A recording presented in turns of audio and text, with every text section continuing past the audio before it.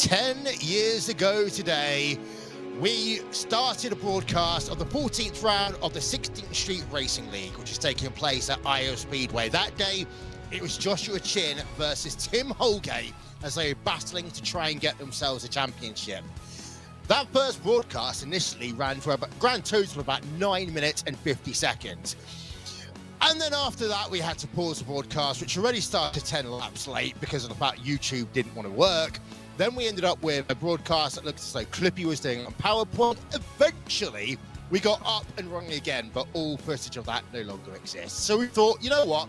Let's go back to where it all began for RaceSpot, and let's do it properly. Welcome to RaceSpot TV. My name is Will Vincent, and I am alongside the one, the only, Terry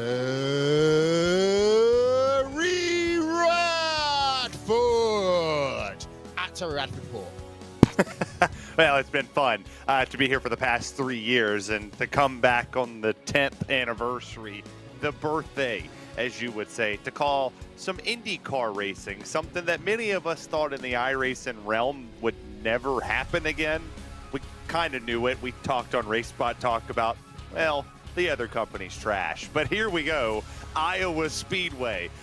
We will be in the Corn State to see what has always been one of the greatest races on the IndyCar schedule. Oh, yeah. A number of times I've had it as a double header, a single header, running at night, running at dark. And well, we have literally just gone dark here on the broadcast. Don't worry, before you know it. There we are. We've got cars running on track now. We are coming towards the end of practice. After practice, they will have a closed course qualifying session. 4 laps, go as fast as you can, and then after that, 230 laps worth of racing. We're starting kind of in the daytime, and we are definitely going to be racing into the night. So that in itself will present a little bit of challenge for the drivers. However, because we're already heading towards sunset, what it does mean is there's not going to be as much of an issue in terms of tyre wear in the first 50 laps or so of the race. Yeah, and you have to think of this racetrack as well as one of the most close-quarter tracks that we'll see all season long on any calendar. Multi-grooves, that inside, middle lane, outside can be utilized. You saw it right there, almost right up against the wall in turns 1 and 2. Right there in the middle, we saw another driver go right to the yellow line. That will also play into a factor of the grip level changing, the tire wear changing. You'll start to see the track change colors. But when the sun goes down, Will Vincent, that's when the action heats up, because they can go anywhere they want, and anywhere they want to go is going to be the funnest place to watch. They say it changes when the sun goes down, and we've got a minute and change remaining in practice. And again, this is Iowa. I remember the first broadcast we did, we were always talking about that bump in the central turn 1, turn 2 of the inside lane. This track, of course, for the first time ever, is going to be running a NASCAR Cup race. And I'm going to have to say, you know, I'll watch my bits of NASCAR when and where I can. Really looking forward to see what the Cup Series can do here, especially as the Xfinity races over the year has been absolutely gorgeous to race. Well, if they don't fix the current gen car or the next gen car, it's going to be a bust. Yeah, I think we can all agree to that one based off of the LA Coliseum, what we've seen in past 2 seasons worth of broadcast. If NASCAR didn't fix the car coming into this year, there's going to be a big issue, because it's going to be very hard to top what IndyCar has done. They've laid the foundation. They've set the precedence for any race that happens at the Iowa Speedway. If they don't live up to this hype, I don't expect to see them come back anytime soon. Well, it can't be as bad as the 2008 Brickyard 400, of course. You know, there was that time when it was only IndyCar that could race at Indy. Then they brought NASCAR in. Then afterwards, so just a couple of years after they had the faux pas at Indy with the Michelin tires, Goodyear's like, you know what, guys, hold my blimp, as Barney waves the checkered flag to say congratulations for completing practice. That means we are going to head ourselves over to qualifying in just one moment's time. Not really any point in talking about this in a play-by-play fashion, because the laps here are so quick. Track position is important here, but it's not everything. If anything, what I want to do, Terry, is see just how quickly you can get yourself into the groove, because this might be useful for when you have green flag pit stops a little bit later on. Absolutely. And the craziest part about it is when we were watching just a little bit of the practice, there was a lot of people trying different things. Obviously, they had a little bit of the wake off the cars in front of them. You don't see a whole lot of excessive speeds here at this racetrack, but it makes a difference with how the front wing handles. It might plant yourself into the racetrack, might take some of the air off of the right side of it. You take a look at Robert right here on the number 91. We'll see the line he takes as he goes to the third lane and works his way down. Nice corner here off the exit of 4. Yep, and that is Robert Marsaga, the third. 16.947 then. Live timing and scoring, by the way, is available. Go to timing number 2.RaceSpot.TV. That is timing number 2.RaceSpotTV. Why? Because we're not important enough to have the main timing page. It's a little bit like when you get time shifted over, to FS1 or to the USA Network. Basically, that's what happened to us today.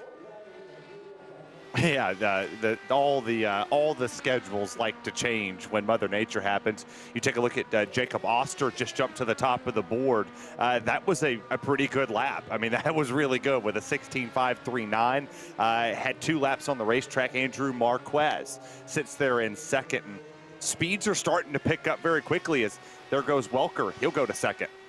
Yeah, indeed. And by the way, thank you very much to all the drivers that decided that they're going to take part in this race. We're not giving away prizes. We're not doing anything at all, really. All we're saying is, you know what, guys, go out, have some fun.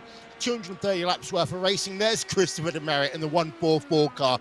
I was joking with Dustin before we went on air that we were going to let the drivers be okay in terms of the paint schemes they were going to use. We were half thinking that Christopher Demerit would show up in that Kennedy layout that we saw, of course, make the Super Bowl great again just a week ago. We'll have so much fun here during the 10th anniversary of RaceSpot's broadcast, but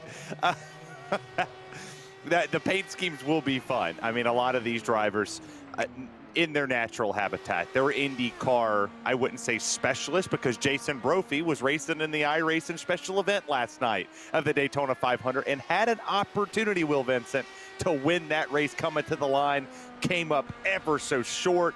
Can he come into Iowa Speedway for the IndyCar race here and get it done, 230 laps? I tell you what, he seems to be getting the title of Mr. Bridesmaid because he did exactly that in the iRacing Indy 500 a couple of years ago. He came so close to winning a race there, just didn't pan out for him. And what I believe was a white flag last lap finish. Looking at Matt Taylor right now, all the way down in 20th for 17.390. His best time of the day. Let's see if it's going any better than that. 16.612. That moves Brophy, by the way, all the way up to the top, and that moves Matt Taylor up into 6th. Jason Brophy, after what he had yesterday, all of a sudden, he is now running the number 1 for this race. And It looks as though we might have to change our timing once again. The timing free.RaceSpot.TV. I've got a very bad feeling that we're currently clashing with the Porsche Taycan Esports Super Cup or something else. So we'll try and figure that one out and we'll get back to you. Here's a look up above them at Iowa Speedway. It has been a massive fixture of the IndyCar circuit for such a long time now. So fun watching these. And I think if you think about a track that worked for the IRO, the DW and the IR18, this is one of these few that is flawlessly in it.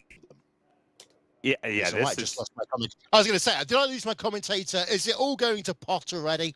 No, not yet. TeamSpeak never likes to play fair with just about anybody, just like our timing doesn't either. We did go to timing 3. But you talked about Iowa just being one of those racetracks that definitely play a big factor in what makes IndyCar so great. Not only do they have the Indy 500, but this is something that fans circle on the calendar. This place always sells out. It is jam-packed when they come here because, 1, it puts on one of the best shows, and 2, even on iRacing, it puts on a pretty phenomenal one as well.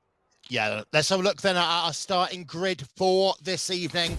And it is Jason Brophy for Private Label Team Hype, 16.481 with pole position. Alongside him, Michael A. O'Brien in the Madworks car. Jacob Oster then 3rd place. Christopher Demerit in 4th. Michael Welcher and Matt Taylor that round out row number 3. Go back there to Brendan Leitenberg in 10th with Andrew Marquez. Jesper Oreman back there with Joshua Tucker. Alexander Van Descent will be back there in 11th, and Robert Melcheka III in 12th. Moving back, you've got Andrew Kinsella in 13th place, Jake Mara in 14th, Mark Murphy in P number 15. Alongside him on row number 6 is Evan Adams. Then row number 9, Bonjour Monsieur Pierre Bourdon for Hornet Racing. Alongside him is Matt Holliver. Rounding out this field here is Milo Green and Olivia Hayward. 2 more drivers on the field, AJ Musliman and Craig Forsyth. I do not speak another language or French. It's Forsyth, but Will Vincent is the more cultural of the 2 of us. How many names have I butchered in a RaceSpot TV broadcast at any one time? I do not know. I mean, I'll been count 10 10 years. that I can butcher. I can count 10 in just one race that everybody will just go, who is this idiot and why is he here? I tell you what, we'll butcher them together. Yeah, AJ Musselman and Craig Forsyth, they round out your 22 car field here today. We have got the iRacing pace car that will do 1 lap around this track. I tell you what, very quickly, let's have a look at the track map and show you what we've got here at Iowa Speedway. And let's have a look then as well. Let's be honest, I think this is the most detailed track map we have ever had. 2 donuts in the front straight. Don't touch the yellow trail. We're not running for 120 laps. We're going to go ultra elitist here today. 230 laps around this 7/8 of a mile oval. That's perfect. I mean, that's Iowa in a nutshell. Don't touch this grass. Don't touch this wall. And if you do donuts at the start-finish line, well, you've had a great day. Yeah. Pit entry can be a little bit difficult. Actually, I remember when Iowa first came out, you could actually drive through a set of tires in order to get on towards pit road and do it a little bit quicker. That one was eventually brought back into the real world. It looks as though we are almost about ready to go racing here then at Iowa Speedway. As yeah, it's always 2 laps, of course, here at this track. Before you go green, and we have only got 20 drivers who look as though they have taken the field. So AJ Musselman and Craig Forsyth are going to start from pit road, or unfortunately, they're not going to take any further part in this race. Lights are out on top of the iRacing pace car. You were talking about the LA Coliseum. We've got a bigger crowd here in terms of stands compared to what they had a couple of weeks ago. Hashtag burn. Hard burn. Will Vincent woke up, chose violence this morning. I'm a big fan. I think this was probably the best pairing. 2 people, and if anybody watched the Race Spot talk, we had the most, I'm not going to say outlandish opinions, but we were not afraid to say anything that was on our mind. Let's see. We'll go out with the 10th birthday bash, you know, with the big bang. Yeah, if we get cancelled, it's your fault. It's my fault, and it's been great knowing you all. Okay, pace car's going to roll itself off of corner number 4 any second now, and that will put the field in the command of Jason Brophy, who, as Terry was saying, was racing yesterday at Daytona. He now comes to Iowa Speedway, going past the Geico start zone, green flag in the air. We are racing for 230 laps around Iowa Speedway, and what a jump Brophy got there as they all headed through turn number 1. A little bit of free-ride racing towards the rear of the field, but it looks as though we have got everyone A-OK for lap number 1. Well, you talked about that initial jump right there. The biggest E to this racetrack is not spinning the tires, getting through the gears perfectly. Brophy did just that. He was able to go second, or be in second, third, fourth, fifth. Don't expect them to go into the 6th gear here as battle for the lead happened, and it was not a big battle. Jacob Oster took that one quick. He went right to the bottom, worked that one. Fastest lap already set by him. And in a blink of an eye, Will, we're about to be 4 laps complete. We are. And we've got Demerit battling it out with Taylor right now. That is for 4th place. Matt Taylor in the number 8 car, Christopher Demerit in the 144. Behind, you've got Brendan Lichtenberg in the 10 in a freeway battle with Joshua Tucker and Jesper Orman right now. So lots of close racing. Of course, this is where the tyres have the most grip. So this is when you are going to expect to see the 2 and 3 wide racing. As we get longer into the stint, it's going to be more single file. But for the time being, Oster's got the race lead, and he's trying to pull out a gap. It's hard to do, though. You've really got to be nailing these opening laps if you think you're going to get clean air. Well, you think of a driver that was able to lead some laps here in the actual NTT IndyCar Series, Jimmy Johnson. You can be kind of new to one of these type of racetracks and be able to get up front. And your skill level really doesn't show a factor here until you get later in the run. So far, so good. High skill level in this one. You got Forsyth. He's going to join the racetrack, so that puts 21 drivers. He has 6 laps down at the moment. What's this, Milkaduno? You got to do whatever you want. This is just a 10th anniversary of, one of the best, if not the best iRacing broadcast company on the planet today. So you just do whatever. Just come join us 6-7 laps late, whatever. He'll make it back. There'll be some cautions, I'm sure. I tell you one thing. I was just joking about Milkaduno. This was actually the racetrack where she got pulled off for going too slow. I think it was something stupid like 18 I wasn't on the laps. racetrack. I know, but Milkaduno. Oh, no! There goes a wing right there. Cannot make contact with this car, and it's so easy to do here in Iowa. And he got right there, and that's actually going to hurt the balance of this race car. It'll take the turn away from you. You see him catching the wall. You can't get the throttle in these cars. Once you lose the rear wing, the front wing, it affects the aerodynamics. And I'm surprised he does not have a meatball flag at this moment, because these cars are kind of mean. They're mean when you come down pit lane, Will. Oh, they are, and it's not like NASCAR. You ain't going to do any bump drafting here today. So look from the rear of Matt Taylor in the number 18 Mad Works car. Pretty Forsyth, by the way, has back on great speed lead. If you ever put that start of racing, that was it. Fantastic. You know, the rear of Taylor. It's got a Brian Foreman, Tucker, all behind. Multiple bar races. Interesting to know just how highly minds they take forward. You see Border 3 just popped up to the top of the racetrack there in off the exit of turns 1 and 2, and we'll see a lot of front wing issues here. We've seen 2 in 13 laps or so where they make that slight little bit of contact, and it does not take much to tear these cars up. And if you catch the wall and you come down pit lane and it's skewed by an inch or 2 inches, they go, sorry, bud, you might just want to leave the race because we're not fixing it. That was close quarter racing there through turns 1 and 2 with Welker and Tucker. They are scrapping it out for 7th and 8th place on track. You've got Murray in the number 69 car, Lichtenberg in the number 10 car. Lichtenberg moves himself up into 9th place, Murray down into 10th position. 15 of 230 laps already scored complete. I say one thing, if we were NBC right now, we would already be on our second commercial. I thought you were taking a burn at Fox, too. I feel like both of them would take a commercial. But the good part about NBC is they go side by side, right? Well, yeah, they kind of let you see something. But, I mean, you don't want the commercials interfering with the race or the race interfering with the commercials. I'm a big commercial guy. I mean, we can step aside and take a quick 20-second break and just let the fans watch, whatever we want to do. Kennedy. Hey, our side-by-sides includes cars in cars.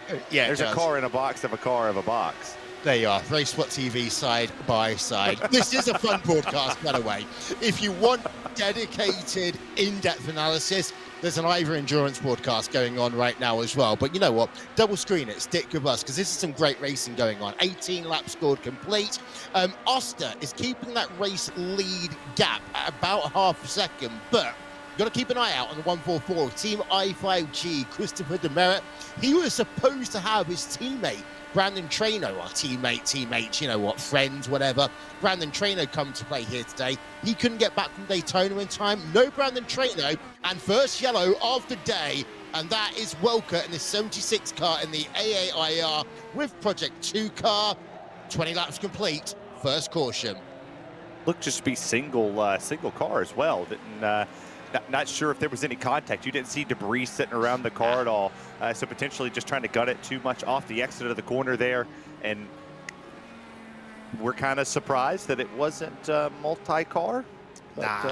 Number of times I've seen people loop it by themselves off of corner number 4. He just gets a little bit high, a little bit of oversteer. Good heads up driving by everyone else. A number of times I've seen that up turn before. You know, that's not even going to excite me anymore. So single car incident. Pit road will be open this time by. Interesting. Do you take tyres? Do you not take tyres? Do you top off the fuel? Are you going to play the short game or the long game? And it looks as though everyone in your top 5 is coming in. Let's see if anyone stays out. It's going to be hard if you stay out in this situation because the tires have a lot of heat in them. I mean, the lap times have already fallen off quite a bit. So, yeah, everybody down pit lane, all 20 of the cars that took the grid, took the pace lap, they're coming in for something. Yeah. I feel as if we should hand over to our pit reporter, but we haven't got one. But Jake here, our start, we can see him taking 4 fresh tyres. I can duel here. Yeah, it's not Sunoco fuel anymore. It's Shell fuel, isn't it, in IndyCar? Yes, yeah. They switched over to Shell, which is a good partnership. I mean, you know, Roger Penske has the Logano sponsorship and the Ryan Blaney sponsorship with Shell Pennzoil. So why not go to your #1 trusted oil and fuel manufacturers for something? Yeah, and actually in London, next to my favourite place in all of London is actually the Shell headquarters for the UK. So, you know, let's you know, think about the polar bears, but also think about skateboarding, because that's the 2 things that connect the 2 there. I'm not even kidding you. There's a little place, if you ever go to London, don't bother going to the Houses of Parliament, the Queen Elizabeth Tower, you know, all that sort of stuff. I just want Head some pizza. yourself over the river. Head yourself, if you want pizza, go to New York or Chicago. Don't go to London. Head yourself over the river. Head yourself to a little place called South Bank, and there's a skate park there, which, you know, everyone who is anyone ever has skated at. I actually did some work with them a few years, well, I say a few, it's over 10 years ago now, to try and preserve that skate park. But right next to that is the headquarters for Shell in the United Kingdom, and that is your first factoid of the day. Well, in our I guess since it is our 10th birthday here, I would be remiss if I didn't share what my favorite broadcast was on RaceSpot that I got to partake in. It was my very first one for here. I had just left another company that has like AI bots or something, and I got hired on thanks to Justin Prince, who will always be one of my biggest supporters, and I'm a big fan of his. And I got to do the 500 with Evan Pasocco and Arjuna, and I was terrified to work with Arjuna. I was like, this guy's going to eat me alive. Like I'm an idiot. Nope, turned out to be a good thing. Longest stint, 3 straight years I've been here with this wonderful company, and I honestly never would have thought that I would do any type of road or ever do an IndyCar broadcast, and yet here I am. Well, I know what your bucket list is. That's to do a 500. This isn't 500 miles today. We're not at Indianapolis, but you never know. That's right. We'll get there one day. We've already got the backup plan. We've already got the backup plan. If I'm not invited to do the Indy 500 this year, us two, we're going to do radio style broadcast. Do it IMS radio style. That's right. I need to warn the neighbors, like, you go a lot louder on radio broadcasts than you do on TV style broadcasts. I'll make sure that I tell my wife to lock me in the garage so our daughter doesn't wake up in the midst of this. Because for 500 straight miles, you know, starting at like what? We'll probably start at 1 o'clock in the afternoon and go all the way till about 5 or 6 o'clock, and we definitely would definitely need to shut all the doors, or maybe just send her on a nice little vacation for the weekend. Yeah, I don't know whether to be alarmed or turned on by what you just said about being locked in the garage. Well, my mower's in there. You know, what happens on the mower stays on the mower. Yep. Thank you to the graphics department for putting the ups and downs in the right place as well. We can see your moves and shakers. Welcome. Of course, yellow flag now running in 20th spot. We are waiting for the lights to go off on the iRacing pace car. In fact, they are off, and that means we're going to go back to racing with 25 of 230 laps scored complete. I didn't ask you for a caution count before the start of this race. Go on. How many cautions are we going to have? At least 10. At least 10, so basically 1 every 10% of the race? Yeah, I think that's where we're going with it. I think we'll be good, guys. I think we're going to see 6. We'll rock, paper, scissors later. Who's the winner? Rock, paper, scissors, Liz's Spock. Green flag in the air. That was very Mike Joy. That was. I was wondering where you were going. I mean, I liked it. Yeah. Can you imagine Mike Joy doing IndyCar racing again? Because didn't he do some CBS, like, in the 90s or something?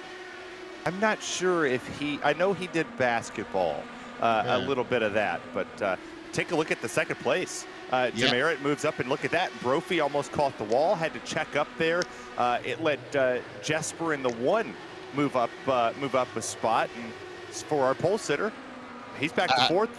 Yep, that was Jason Brophy. We saw in the number 88 car. 1.4 seconds already, so you can see just how quickly this field gets separated out. We saw almost a little bit of contact there. Green and Welker. Welker, of course, the driver who caused the first caution of the day. Let's not forget, this track is going from day into night. The track temperature is going to get cooler. This track is going to get racier, but there are going to be more marbles on the track as we go through the racing as well. We're now looking at Brophy in that battle with O'Brien and Lichtenberg, almost thinking about going 3 wide as they head themselves out of corner number 4, back down into 1. These lap times are just tick, they tick, they tick. It's about 16, 17 seconds here. That RaceSpot TV logo on the left rear, as you see it, that is worth 1/10 of a second a lap. It's proven.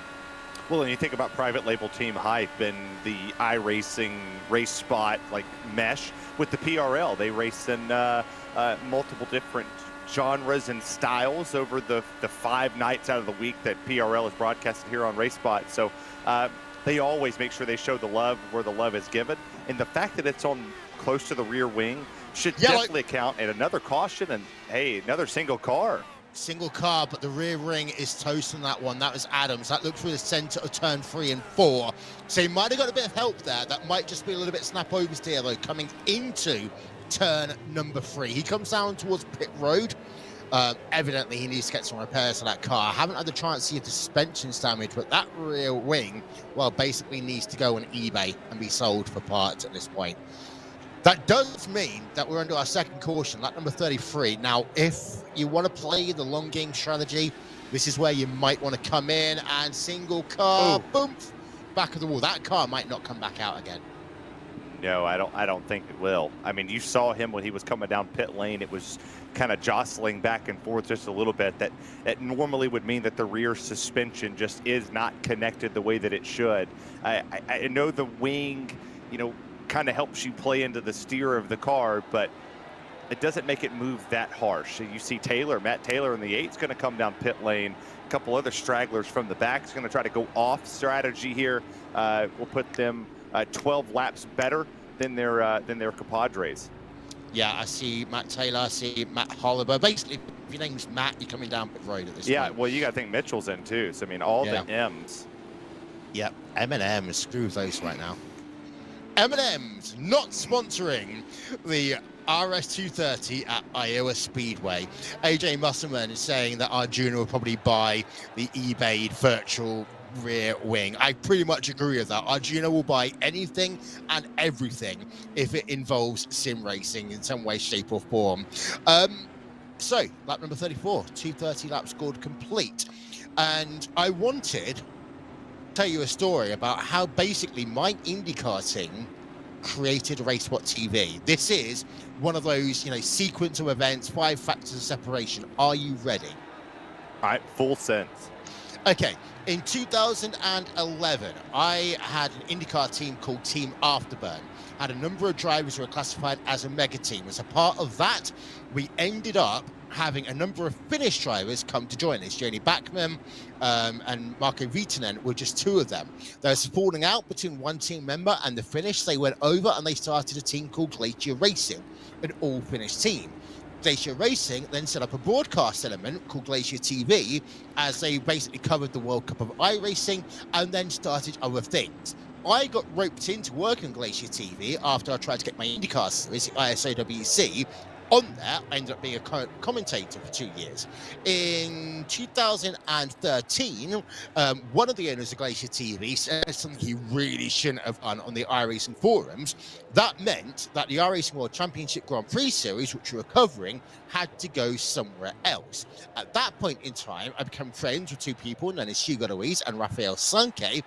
We moved over the iRacing World Championship Grand Prix Series rights to a company that was not iRacing Brazil and not Glacier TV.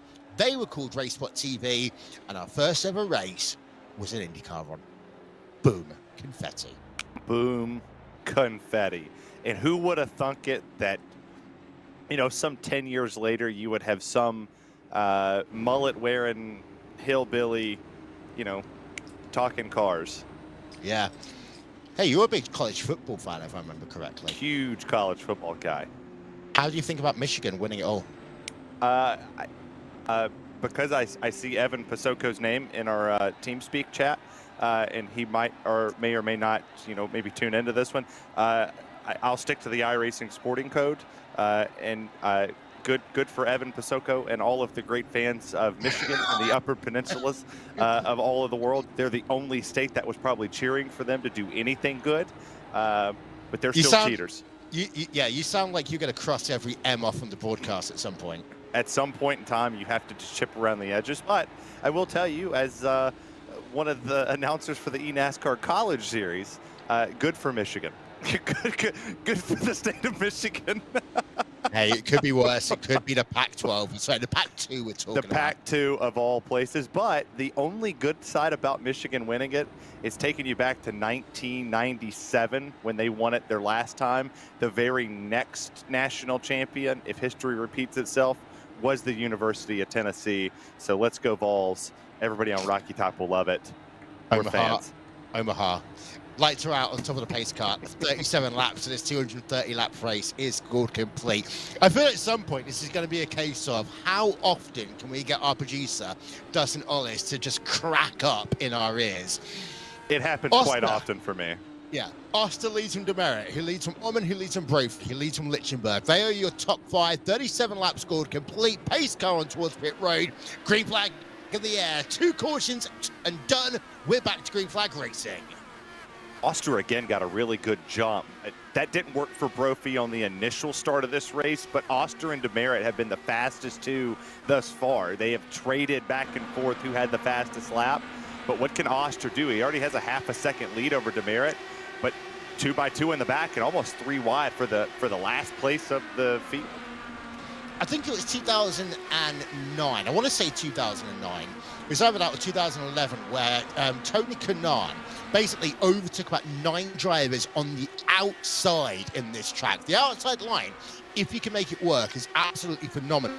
Thing is, the way that these IRA teams kind of tackle the racetrack, you high line in to the center lower part of the racetrack and out. What that means in turn is it's very difficult for you to just run the high line the entire way around, like the dirty air starting to catch you out. Yeah, you see it here with Brophy. He's attempting to make the switchover move. He tried to look to the outside, and then he shot back to the inside lane. You see the wheel. You see how little input he has to put in to get down to the bottom to try to avoid the dirty air off of the one machine. I mean, Arman's not doing a bad job holding it, but look at that, a little bobble off the exit. You don't want to go all the way up. If you mat the throttle, you shoot towards the wall. Can't do that if you got a car to the outside as we go side by side again.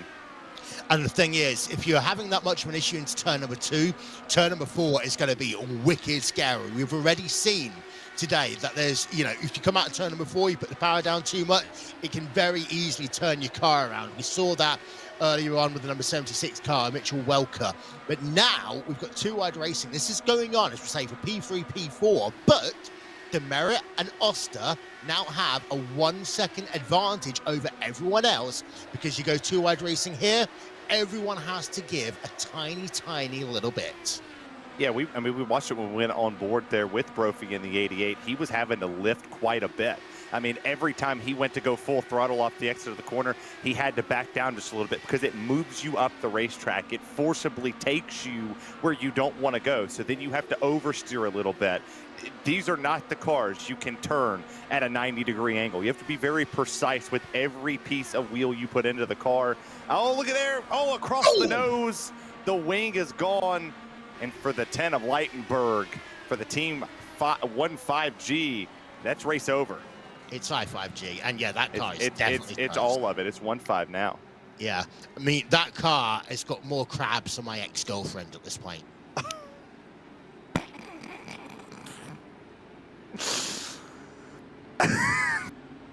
Happy 10th birthday, everybody.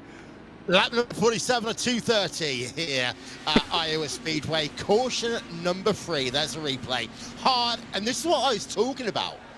if your car's already getting loose out of turn 2, you're basically holding on for dear life.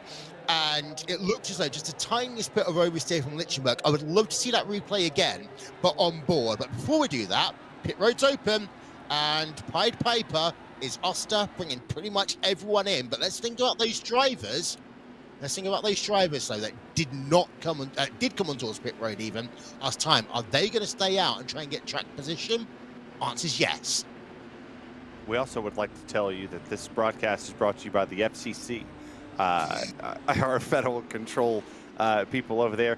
Do not cancel us. This is for entertainment purposes only. I'm calling 2 games. What is the world of Kevin Harlan?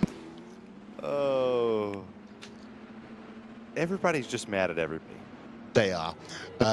Actually, I was watching Kevin Harlan the other day do ad reads talking about the angry whopper, which almost sounded a bit like VKM, and I'm not allowed to talk about him anymore because he's in trouble at the moment. But Taylor has the race lead. Welker second, Hollybutt in third. These are drivers that stayed out, and you're talking about the tire spin on it's going to be worse.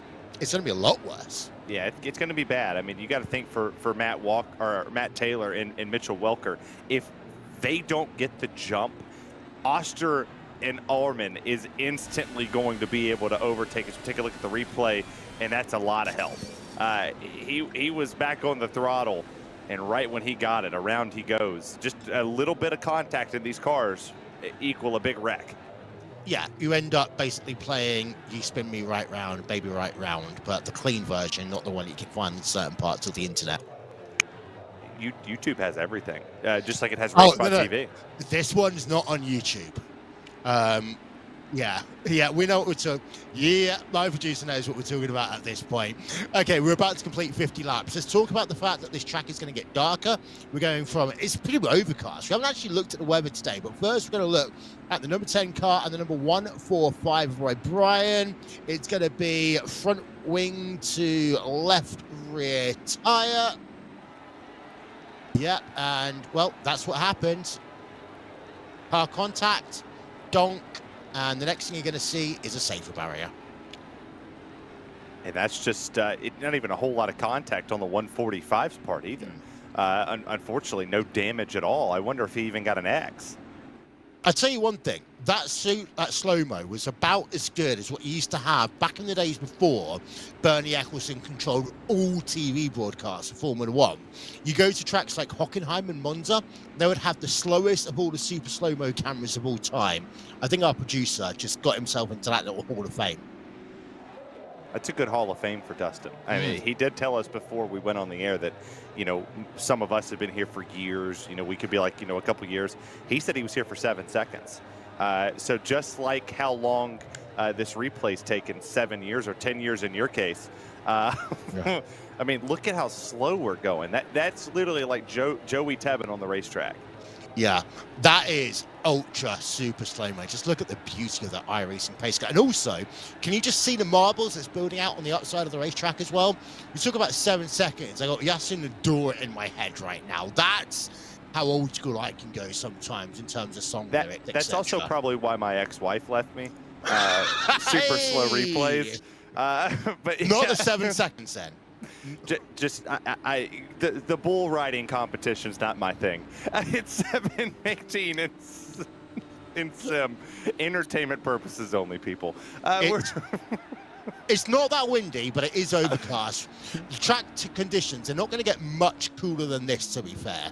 The humidity, though, 88% in terms of humidity. That is high, and that's going to impact a little bit on the draft of these cars, and also basically how much engine power they can use. The lights are off on top of the pace car.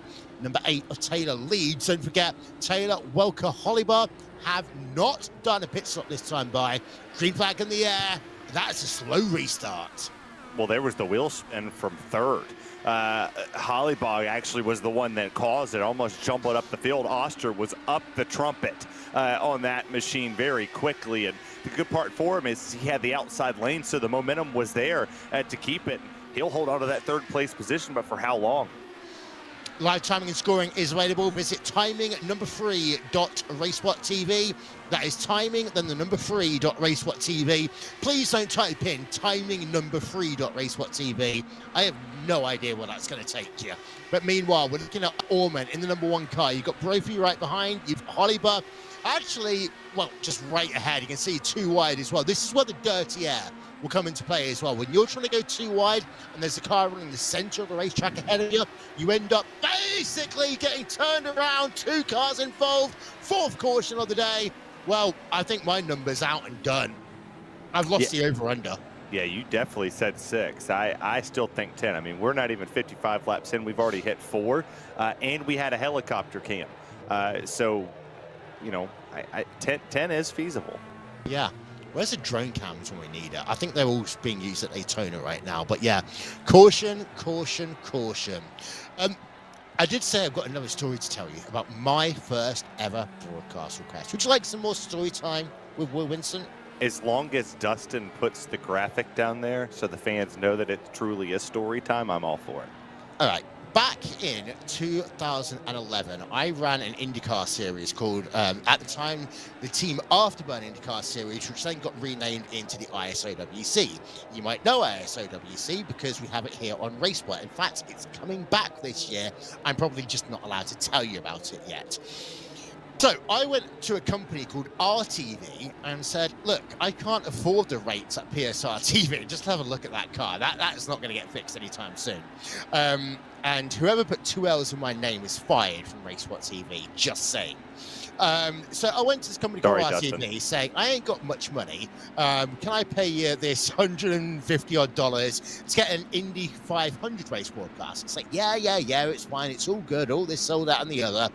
They put a broadcast email. Yep, you guys ready? No response. Day, no response. Ended up having to go to a company called SimRace.tv, which specialized in R-Factor broadcast, and say, look, can I borrow your service for about 4 hours? Like, yeah, this is possible. They don't know how to use iRacing's timing and scoring software called IRTVO. And we've got ATVO today, it's great. And the days before that, you had something called IRTVO, which you had to code line by line. And in terms of memory hogs, this was the killer of all memory hogs. And basically, the entire broadcast, we had to run it without the timing software, because otherwise we'd go down to about 4 frames a second. And that is a predecessor to the predecessor of the predecessor of RaceSpot TV. There's a replay. Ooh. That's a big hit. Someone's friend is doing a B-Fix race at Daytona, and it's had less cautions than this. They're stock cars. Yeah. They can bang and they can rub and they can act like teenagers on the back of the bike shed. Yeah. Yeah. You just go in. I mean, I think everybody knows me as a circle guy, but come on, I mean, like open wheel versus the closed wheel. I get it, but closer quarters. Put them on Iowa. We'll have 30 cautions and 10 laps because they're hot-headed. Can I ask you a serious question? Do you guys have bike sheds at school, or is that just an English thing? Well, I'm almost 30. No, we have bike racks. Okay. So where do all the kids go? Nobody brings their bike, so they get bullied. Okay, so where do people go to, like, you know, smoke and make out and all that sort of stuff at high school? If you're smoking in high school, you're doing it behind something like in the woods. Okay, and that's where the bears can't see or hear you, right? Yeah, you come back smelling like whatever you smoked. You know, you're in for a bad day. Yeah. I'm telling you from a friend's experiences, I would never do that. Yeah. I, by the way, want to start a campaign to replace Barney. No, we like Barney. No, this is important because my co-commentator for the first ever race on RaceSpot TV was Aaron Likens. Now, Aaron Likens started off as a local flagman around the country alongside his fantastic work that he does in terms of raising awareness for Asperger's syndrome and autism. And then, a few years later, he got the chance to wave the green flag at practice at the Indianapolis 500. And then after that, he became a fully fledged flagman for IndyCar.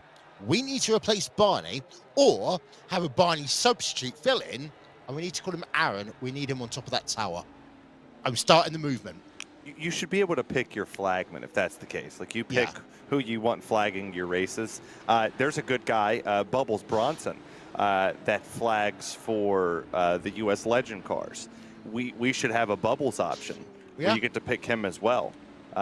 Or Mark Turner. If Mark Turner's watching this race, he is a really handsome flagman. I can say that confidently. Put him up there. I even got to be a flagman at Orange County Speedway not too long ago. So iRacing, if you're listening, Terry Radford, the flagman. I also would love to see the marshals on road races come out and wave their flags like they do at the Grand Prix. I just know that someone will treat them the same way as the orange cones. So we need to get the physics sorted out on that first, and then we can GTA have iRacing style. 60 laps of this race scored complete. Green flag in the air. We're back to green flag racing, folks. This is our 10th birthday. You know what? I'm not even drinking any alcohol. I've just got a can of Coke Zero and a can of Dr. Pepper Zero. I'm also enjoying the ice cold, refreshing taste of Coca-Cola Zero Sugar. They should sponsor us. They're a big sponsor for something in iRace, and I just can't think of what it is. Yeah. Actually, at one point, they did sponsor an IndyCar series, which was the 16 Street Racing League, if I remember correctly. So, you know, there has been that relation before. So, Coca-Cola, if you'd like to send us a load of Coke Zero, we'll put your logo up on the screen. Everyone's going to be happy. In fact, I'm going to ask my producer to put a Coca-Cola logo up on the screen anyway at some point in this race, just to make our lives a little bit easier. Meanwhile, Taylor Welker strapping it out for the race lead, 1/10 of a second. I think they're racing to see who's going to get the Coca-Cola Zero Sugar trophy, because whoever wins this race, I'll send you an ice cold Coke Zero. I promise I will. Crazy to think that Matt Taylor, who did not come down pit lane 16 or so laps ago, just set the fastest lap. So Clean Air played a dividends for him. You see 31 laps since his last pit stop on the circuit, and he's actually got good pace in this car. What I have seen so far is making overtakes can be difficult, and you're taking about 4 or 5 laps in order to make it work if you cannot immediately get past. Here's a good example. Matt Holliber, Christopher Demerit, they're going to go side by side in towards turn number 1. Now, Holliber isn't past. That allows Demerit to take the outside line and, again, get clear on the run into turn number 3. And look how close, actually, O'Brien was to the rear of Holliber as they work side by side out of 4. Yeah, and you talked about the overtake side of this, and you brought up the air, the dirty air that comes with this one. You see how O'Brien slid up, or Demerit slid up in front here. That's going to change the balance of the front wing of these cars. It makes you have to check up a little bit. Also just changes the way you're turning. You have a little bit of oversteer. You'll turn the wrong way to go the right way in kind of like, this is like a kart. If people don't know the IndyCar side of it, but you have to have a lot of power on the bottom and hold it perfectly. You'll see the side-by-side battle there as they come to the line. He'll have to overtake into one here if he wants to make this pass happen over the next lap or two. And I can't believe we got that to lap number 69 of the race without going all Scott Goodyear. Because don't forget that these cars have anti-roll bars, both front and rear. That's a big one. And they are going to cause yellow. No, They've got to. No, they ain't. My word. Now they are. Now they will. Yes. Yep. And all till 4. Yeah. That was so close to staying green. That's a spinneroonie there by Matt Holliber in the number 2 All-American iRacers car. Look, we never said this was going to be a clean race. Good Booker T reference. Yeah. But I was halfway through saying something. These cars have anti-roll bars, both front and rear, and a weight jack that they can use, of course, to adjust the balance of the car. That is used by raising the right rear of the car up and down, inducing a bit of understeer, a little bit of oversteer. I can't believe we got to lap number 70 of this race before doing our true ESPN IndyCar moments. We don't have a virtual car that we could just go into. I wish we did. Yeah. RaceSpot, we could make this happen. You know, we do so many cool things. Cars on pit road. They're going to do another good job that we didn't limit the number of tyre changes these drivers are allowed to have. Well, for some of them, they only had 2. Some of the drivers that are coming down now, you know, Matt Taylor, Mitchell Welker, this is like their, you know, second time. They decided, well, if we're going to keep having cautions, I'm not putting any scuff on these tires. Why would I, you know, why would I really care? Yeah. And if we did have We've got Demerit staying out by the looks of it. And in fact, we've got 5 drivers: Christopher Demerit, O'Brien, Jason Brophy, Mara, and Pierre Bourdon, all staying out. And look at that, almost 3 wide coming out of pit road there. These drivers really do want track position. Track position's key. I think they're trying to get off a pit road in time for, story time or something. Yeah. We'll have more story time coming up a little bit later on. I can imagine our CEO of RaceSpot TV, Hugo Louise, getting ready to just hit the unlisted button on this broadcast already. But you know what? We kept it clean for the most part. RaceSpot After Dark, that's one we can talk about. So Daytona 24-hour broadcast one year. We were told very politely to stop the broadcast because they basically had a 24H virtual Le Mans series incident just more frequently. And we decided, well, we're up, we're ready, we're tanked up on energy drinks. Let's do an unofficial broadcast. It became known as RaceSpot After Dark at Daytona for a 24-hour race. I now know that Cracker Barrel menu off by heart. There is a Cracker Barrel at Daytona, and my God, they do some decent food. Can never go wrong with Cracker Barrel. And they did change their menu. Our producer is absolutely correct. The menu has now lost one of its all-time classics, which is the massive platter they had. My wife was devastated. She actually goes in there and spends twice as much money to order all the things that was on the platter just to get the platter.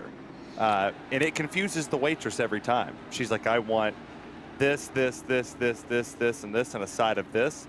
And they just go, you know that's $2.50 more, right? It's like, yeah, we're aware. It's like, just put it on the damn bill and shut up. Yeah.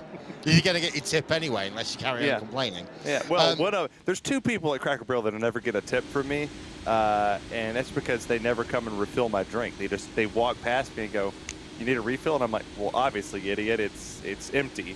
And they go, all right, and then just leave, and I never see them again, so they bring me the bill. Yeah, that's not good. And the thing is, there's a reason why.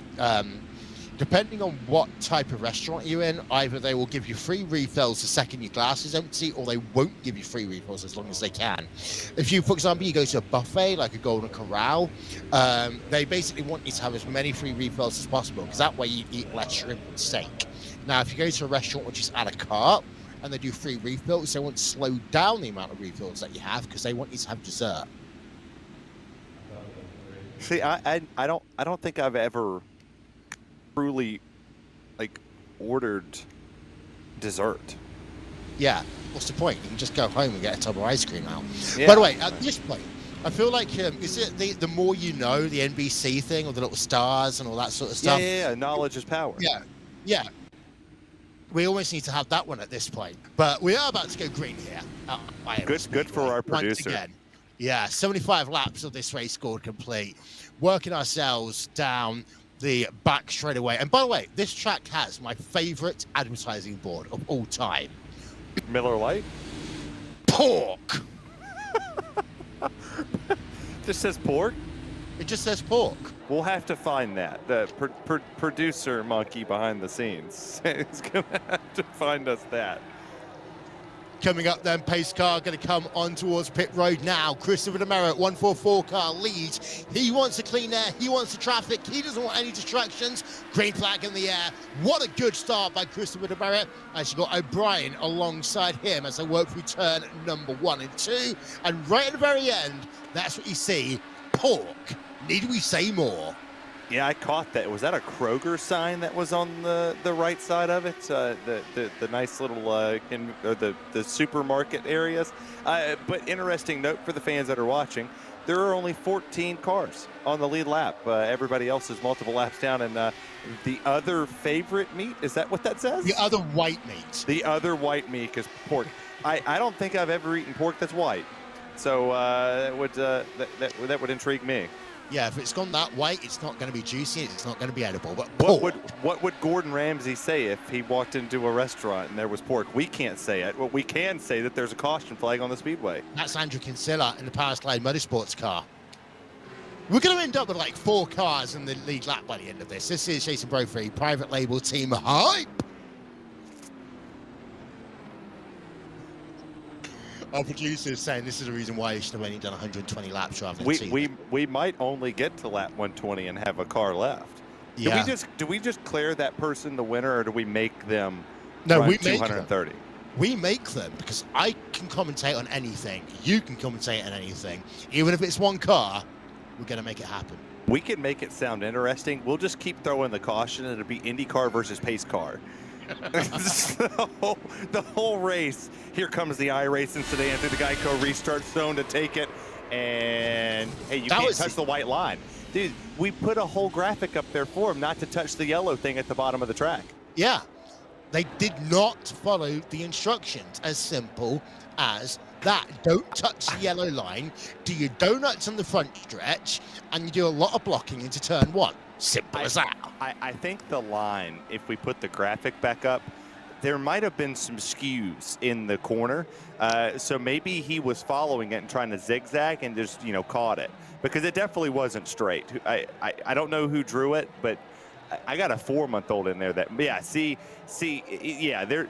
there's a little kink in a couple of these corners around here. I think they were following the kinks. What happens if I was to tell you that Johnny Ive actually designed that? Who? The guy that designed the iPhone. That makes sense. Yeah. Christopher America. Don't cancel us. we got time to go. He says, I'm commentating this off a Mac Studio. Here's a super slow-mo replay then. This is a number 14, spinning around. And at this point, you're thinking, we're going to be immortalized on a RaceSpot TV broadcast. Did you know that Max Verstappen absolutely hates me?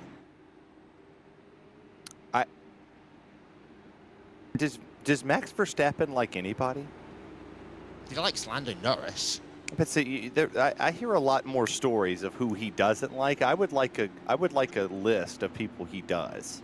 So it's an iRacing Bathurst 12-hour race. This is where they're all just GT3 cars. And I think it was 2018, 2019, and he decided that he wanted to crash out the race on about lap number 5 down at turn 3. And I called it a rookie mistake. And the amount of hate that I got from Max Verstappen fans and then Max Verstappen himself, yeah. I mean, this is a good chat-up line, like, I'm divorced at this point, so I can actually go out to a bar. I don't drink, so I just sit in the smoking area, and I can just say to girls, you know what? Max Verstappen hates my guts. And I'd be like, oh, why? Conversation starter. I have an interesting story of another famous name on the iRacing spectrum. So my first ever real-life race that I went to was Florence Motor Speedway to go work it. And I ran into none other than Dale Earnhardt Jr. And I finished the stuff. I go to give back the keys to the owner of the racetrack to lock up the broadcast booth or whatnot. And I get over to Dale, and he shakes my hand, and he's like, what's your goal? And I kind of want to sound like Dale. He's like, man, what's your goal? Like, you seem like you had a good time. What do you want to do? And I was like, well, I'm an iRacing guy. I commentate on there, and I said I want to be one of the voices for the eNASCAR Coca-Cola iRacing series. And he said, well, F iRacing, you need to be doing it at the real racetrack for real. Wow. And I was like, don't you own part of it? And he goes, yeah, it doesn't matter though. To be fair, I've seen him on NBCSN. He speaks his mind, like us. So that sounds a pretty Dale Earnhardt thing for me. Are those lights up on top of the pace car? Do we actually have to start talking about race cars again? Is it not a replay this time, Dustin? Okay. We're snitch. I'll snitch on him. He had us in replay for 2 laps. We can't drink either, Will. We're not legal yet. We're only 10. Yeah, true. And I haven't even got my telestrator on me today, otherwise I'll be yellow penning all over the place. We can telestrate? Nobody told me this feature was available here. Well, I could do it, but that's only when I'm producing, and I'm not producing today, so it's only Dustin that can get the yellow pen out. Hey, Dustin, can you, like, sketch pad a big heart or something up there on the RS230? Can we get some X's and O's at some point? Pace car, by the way, is on pit road. Demerit brings Seville back to the green flag with a grand total of X number of laps scored complete. Brophy in second place, Murray in third, Murphy fourth, Green in fifth place. Welker overtakes Pierre Bourdon for eighth. And now we only have 13 cars. So we just continuously go into the realm of not possibilities of finishing this race. As it is currently looking as if I was right, Will was wrong. So happy 10th birthday, RaceSpot. Well, you say that. I've got a number your Bluets already. Ready for you. Do you want them now or do you want them at the end of the broadcast? If we make it to the end of the broadcast without getting pulled or canceled, we'll go then. Okay. I think somewhere in the archives I actually have a You Blew It sign, but it's going to be too late to get it on. By the way, we're looking at Welker right now. He's got O'Brien and Green just ahead of him. Demerit in first place, but Brophy just set the fastest lap of the day in that number 88 car. And by the way, I can see that the Musco lighting has actually finally come on here at Iowa. So we're heading ourselves deep into the... Oh, another wing. Yeah, that was a wing. I was like, where's our what should we call it?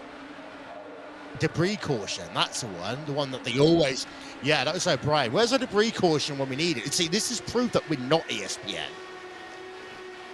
We thought we were going, well, you're the one that said we were ESPN in the first place, and then you recanted your statement like all of OJ's victims. But, what? I mean, did you actually listen to the end of ESPN's last ever broadcast on IndyCar? I think they're just like, yep, by the way, we've got NBA tonight. Bye, everyone. Yeah, it's like they really didn't, they didn't care. I mean, come on. Once Danica left, ESPN really didn't care about it no more. They just wanted it for the attraction. Yeah. I've got Danica story as well, actually. In fact, I've got a story about Danica and I've got a story about Will Power to bring you in this broadcast. If you haven't looked there, battle for the race lead. We've got Brophy and Christopher Demerit. And it's about, no, that's not. That was a replay we're just seeing. Yeah, that was a replay we just saw, someone losing their wing there. But what we're actually doing now is we're turning our attention over to Murphy. Murphy's battling out and Mara. That's for third place. Gap 2/10 of a second into 3. Well, now there's 12 cars on the lead lap as well, and the battles continue to heat up throughout this race. You talked about Mara starting to catch Murphy, Welker starting to just sit there all on his own. Taylor's kind of trying to bring back in here. He had the fastest lap for a little bit, and for some reason, well, older tires have been faster than newer tires in this race. As a driver with 34 lap old tires at the time of the fastest lap being set, yeah, he's got it done. And also, don't forget, the track is going to change. It's going to get better for racing. Yellow, and that's Welker, not Yelka. Now make that 11 cars on the racetrack. Yeah, he's still going. Looks like it might be in a solo spin. Just having a look there. That right front looks okay. He's not crabbing. Yeah, he's fine. At this point, I always feel as if we're not got enough cautions. If we get to the situation that we've not had all of the cars involved in an incident, as you have a look. Ooh. Oh, look at that. Yeah, that's mad skills. I'm kind of pissed that we didn't go slow-mo on the initial replay. Like, can someone send that into iRacing? Do they still do the top 10 of the? They still do. No, they do. Yeah, someone send that into iRacing. That deserves it. Pit road is open, by the way. Everyone on pit road. And as I was saying, if we don't have a minimum of 20 cautions in this race, what we need to do, 10 laps to go, turn all the cars around and then start running them backwards. And if that doesn't work, we get half the cars going forwards, half the cars going back. Oh, no, wait. That's Talladega we're supposed to be talking about there, isn't it? We could totally do it at Iowa. Look at this in slow-mo. Look at the hand control. Had the wheel turned all the way upside down. Brake, gas, gone. Back around he goes. You see, that, however, is incoherent with Danica Patrick's way of crashing. Because if you're going to be in a spin like that, she says that what you've got to do is take your hands off the steering wheel, otherwise you break your wrists. If you keep your hands on the steering wheel, you might save the car, you might not cause a couple of $1 million worth of damage, and you get to carry on in the race. I think that would also explain why her career sucked. So Yeah. You say that, but 11 years ago today, Danica Patrick secured pole position for the Daytona 500. Yeah. Yeah. Okay. Hold the gas wide open and turn the wheel. I mean, it's not a whole lot of skill involved with getting the pole. And if any driver tells you anything different, just go poll the same, other 10 drivers or their crew chiefs, and the crew chiefs will say, no, it's literally an us thing. It takes skill to win a race, and she didn't do that. It's arguably harder to get third place in qualifying for the Daytona 500 than it is to get pole position. Yeah, you actually have to race your way to get third. Like you actually have to have skill to stay there. To get the pole is, just sit back in the duels. I mean, she won in fuel mileage. Digger. Yeah, we couldn't even blame Digger for that one because Digger died in 2012 when the jack dryer hit the outside retaining wall, if you remember correctly. Oh yeah, big fan of that one. I was up to about 1 o'clock in the morning watching it in the great state of Alabama. Yeah, you were up until 1 o'clock in the morning. Think about me. I'm 5 hours ahead. I was getting ready for work, and that race was still going on. Yeah, you probably went to sleep going, I can't wait to get up and go to NASCAR.com and find out who won the Daytona 500. You flip it to Fox, and you're like, what the hell's going on? They're still racing? I tell you what, though, if it wasn't for the fact that Patrick Mahomes did that clutch pass at the end of the Super Bowl, I would have woken up. Actually, I was awake the entire time, but my friends would have woken up, and that Super Bowl would have still been going. That is true. That is true. That was I will say, the only good thing that happened about the Super Bowl, I got my fantasy football trophy to say that I'm the best in the world at fantasy football. Wait, do you want me to do that properly? Go for it. The best in the world.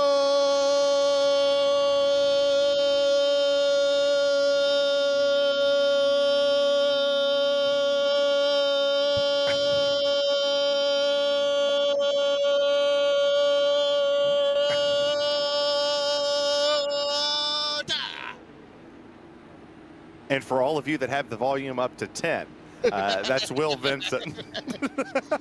I think. It doesn't matter what you think. I think I just outdid Greg Hamilton there. I think you did as well. And it is, oh goodness, our wonderful chat fans out there. If it was easy, everyone could do it. Well, if Danica Patrick could do it, then literally anybody else could do it. By the way, lights are out on top of the pace car. This brings me to my next point. Danica had like a kind of on and off switch because I saw her at Indianapolis being really nice and friendly. Cameras turned off, stone face. Get out of my way. I need to go back to my trailer. I need to make more GoDaddy websites. Is that website still around? Yeah, GoDaddy. And you know what? The better thing is, we are about to enter lap number 100 of this race. Green flag in the air. We get going again. 30 laps potentially under the green flag conditions here as we switch to our radio voice. The rest have been caution filled. It is 12 cars now on the lead lap. As you take a look at the first side-by-side battle of the evening, and well, Dustin put the camera on them and they decided to be shy. That sounded like a very Evan Pasoko side-by-side, I have to say. I tried. Yeah. You always have to mimic, good people, except he's a Michigan fan. Past that, he's all right. Murphy leads the race by 7.47 over Taylor. Bourdon in third place, and this is all strategy for Pierre Bourdon, but look at that, 3 wide through turn number 1 and 2. That's going to get tight real quick. Yeah, the temperature is really starting to come down on this racetrack as you see another little bit. No, that's green, and I don't. Oh, Brian, you can't park there. I don't know how it is in America, but if you got a disabled badge, can you park literally anywhere like you can in the UK? Yeah, they get the first 10 parking rows of every single thing. It's kind of crazy. Oh, I don't even mean that. With a disabled parking badge in the UK, you can literally just park on the road, turn your car off, get your mobility scooter out. There's a replay. Oh, debris went shattering everywhere in that incident. But yeah, not here. Yeah, they just give them the best parking spot. So then people who aren't disabled have to park 15 rows down and then walk all the way into Walmart. And then from there, like for me, it would be Costco, not Walmart. But yeah, you have to do like a marathon to get into Costco, then another marathon walking around. That's the entire reason why they give you free food samples. It's not because of the fact that they're trying to advertise their products. It's because they're worried about your blood sugars. Well, for me, I'm disabled by the time I walk the first 4 rows. Like, I'm tired, I'm winded, and then I get in there, then I'm even more winded and overwhelmed. The anxiety level going in a grocery store nowadays in America is like through the roof. There's like 100 million aisles, and they're always changing around, so you're frantically going, the sugar was just here yesterday. Like, what happened? Do you know that I actually teach a module at my university about exactly that? The reason why I basically collect a load of data from you in terms of coupons and all that sort of stuff. Oh, caution. Yeah, that's another Yelka. It's going to be another rear wing. At this point, our Can capacity is not just going to have one rear wing. He's going to have enough to make like a 4-poster bed out of them. Oh, he just lost it on his own. And that's a product of. You talked about the marbles. We showed it in the slowest of slowest modes, instant replays. The track hasn't worked that up there. That third groove has not come in. So if you even so much have catch the throttle and slip the tire an inch up to the wall, it's going to take you around, and you see it there. Just barely caught the seam, and around they go. Yeah. So we are expecting to see cars on pit road. We'll keep an eye out on that. As we got super slow-mo, top part of your screen of Welker once again getting involved with the safer barrier. By the way, I have to say, good thing about the graphics there is that rear wing, the way that it has to stay connected to the car, that is really well replicated. A lot of drivers on towards pit road this time by, but Demerit and Brophy, they stay out. Not shocked. They came in 14 laps ago on our caution that eluded the caution before the last caution. A lot of cautions to keep up with. I almost feel like I need to do the NASCAR thing, cautions breed cautions. But I can't be bothered putting on oh yeah, we got a barbecue on pit road. It's either that or someone took that old Boom Confetti commercial quite literally, but I don't see a Lowe's car out there. By the way, are you impressed, by the way, with my knowledge of American TV commercials as a Brit? Do you just sit on YouTube or whatever it is over there and just watch them? Of course. What I do is I watch all my motorsports completely legally. I just get the extra add-on that you have to pay $17 a month for, so you can get the American commercials. That's the exact honest opinion, I promise. You want to swap? How many commercials did they play? Like, you guys have Sky Sports over there, correct? Yeah, so basically half the time, if they go to commercial, let's say in an IndyCar race, they'll either just basically just show you like B-roll of the track, etc., or the helicam or whatever, or occasionally they go to the studio where you've got some guy that wrote 4 articles for Autosport. It's like, yeah, so this is really important right now for Scott Dixon, and what he needs to make sure that he does if he wants to get himself another championship is make sure he stays completely in the groove. And he knows absolutely nothing about IndyCar racing, but he's just being paid to go down to the top end of London and sit in a studio for a couple of hours. Yeah. Can you notice that we go commercial free here on RaceSpot? We're almost, by the way, almost halfway. And how long have we been going for? An hour? Hey, only an hour's worth of a broadcast left to go. We'll make it before the watershed in the UK. Thank goodness. Brophy still holding the lead. Our pole sitter's not doing too bad of a job. We're almost halfway for anybody who's attempting to keep up with us here. Yeah. There's a race within the race, within the caution race. And I think there's a race inside that as well. There's our position gainers. So Mara's up 10 places. Bourdon's up 10 places right now. Hayward's up 10 places. O'Brien is down 12. Well, that's because of incidents. Thankfully, there's no lucky dog going on, because otherwise we'd have to get that Aaron's commercial out. The one with the dog? Yeah. I mean, I've got the two dogs downstairs who I have to say are on their best behavior because I'm not wearing noise-cancelling headphones like I normally do, and I haven't heard them fight or growl or bark at anything.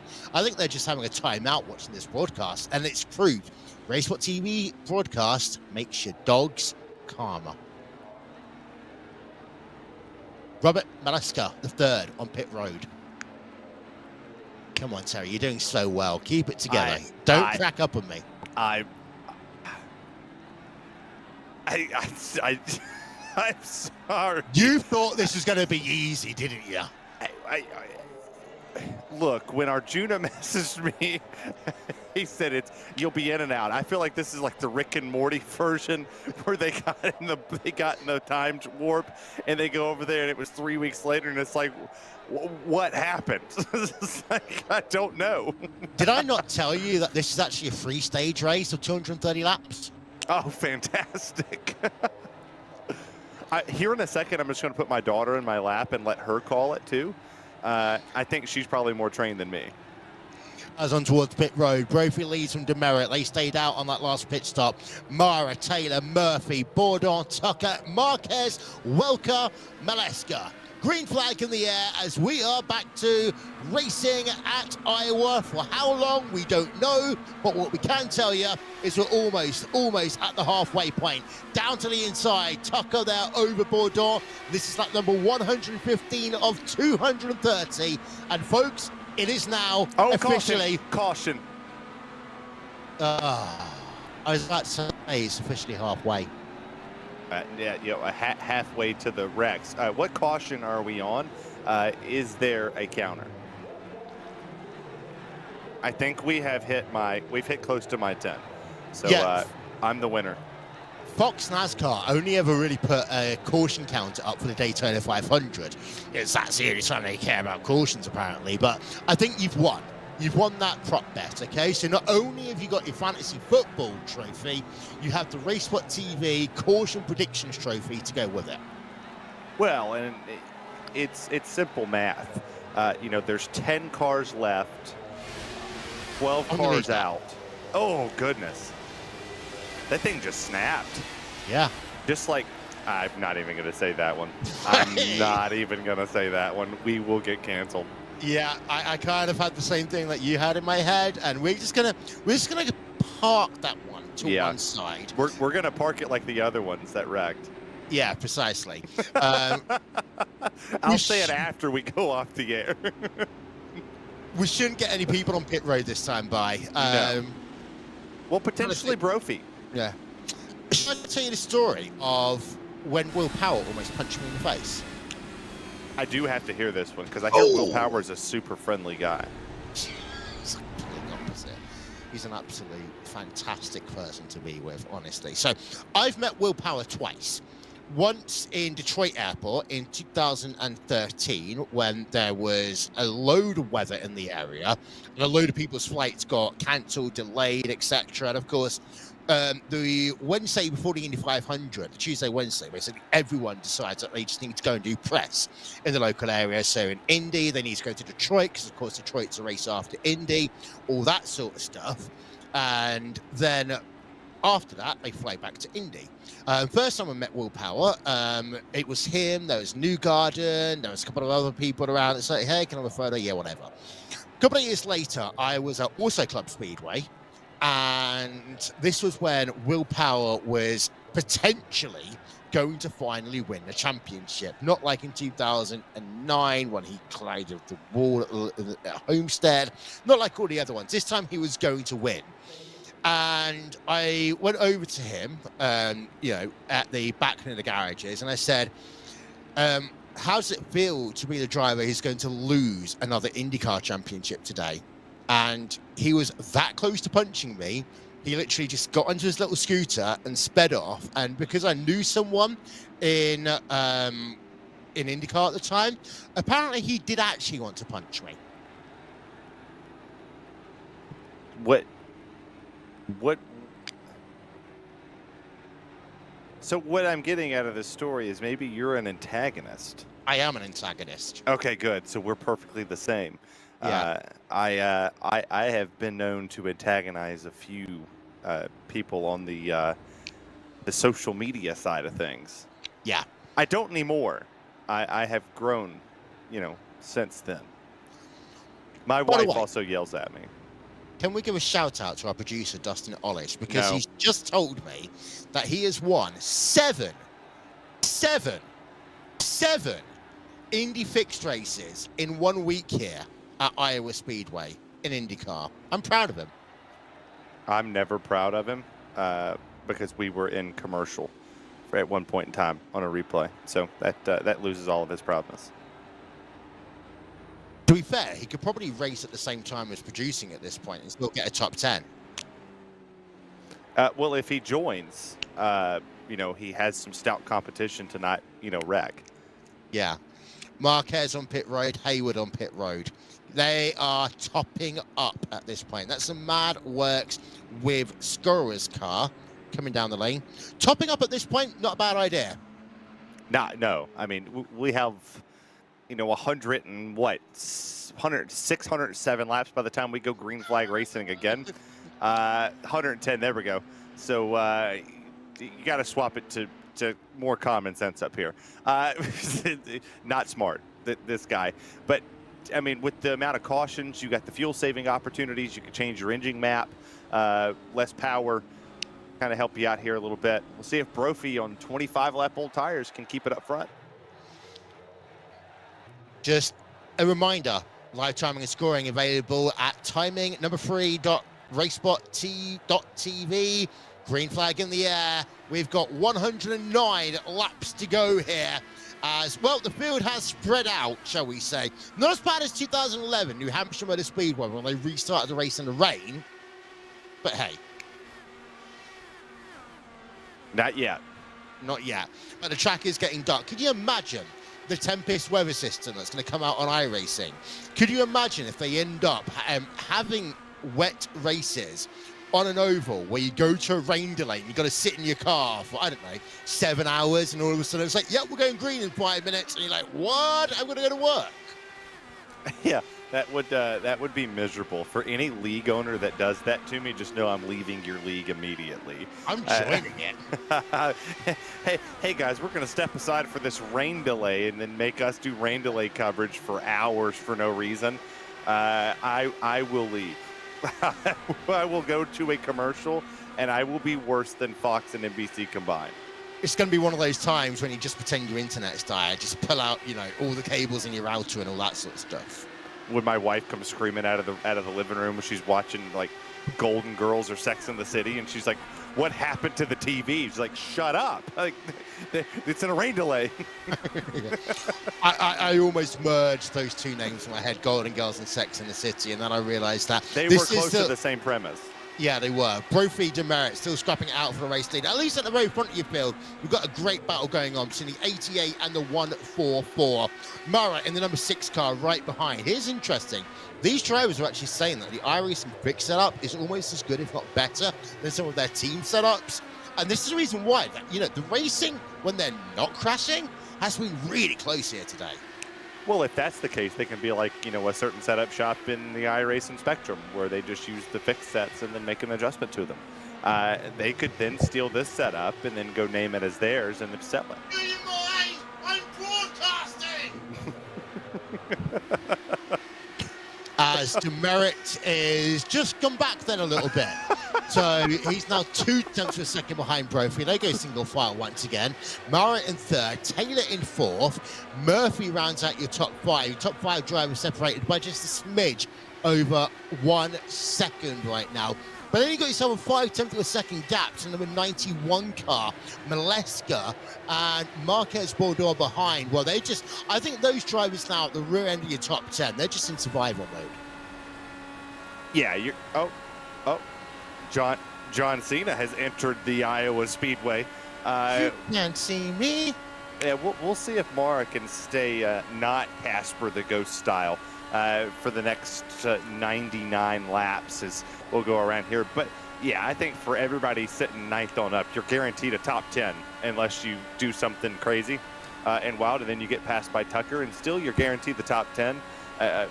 Maybe Welker is the sleeper. he could get his laps back, and he might be okay. I tell you what, we could really have had a good moment there, combining the tradition Sunday with one of the greatest songs in the 1980s. 99 laps to go, 99 Luftballons, just chuck them out into the crowd. Or we could just, 99 bottles of beer on the wall, and then every lap oh no! Oh, he saved it! He went from connectivity issues to wishing that he was blinking at the time of that, because now he was in the wall. Scuderia DSR Snackakangi, number 6 of Jack Murray. Yeah, that car needs to come down on towards pit road. I tell you what, we did tell drivers no alcohol, no tobacco. That is pretty close to the quote-unquote slightly healthier version of a Team Penske 09 car. The one with the Marlboros? Yes, but I'm not allowed to say that. Oh, battle for the race lead. Demerit and Brophy once again putting on a show for the crowd here. Demerit, you know what? I remember calling Demerit when he was winning an Indy 500 race in iRacing. He's actually such a fun guy to talk to as well. Yeah, Demerit, he's hilarious. You don't think that some of the personalities in the iRacing realm of things, but then you get them in a broadcast setting and you just have a one-on-one conversation for that, 10 seconds or 20 seconds? And it's like, how can you be this fun and why aren't you on social media? Like, you could make TikToks. They're just comical people. Demerit's, he's definitely up there. He's like right there with Moonhead, kinda. Yeah. He is, however, a quarter of a second back from Brophy right now.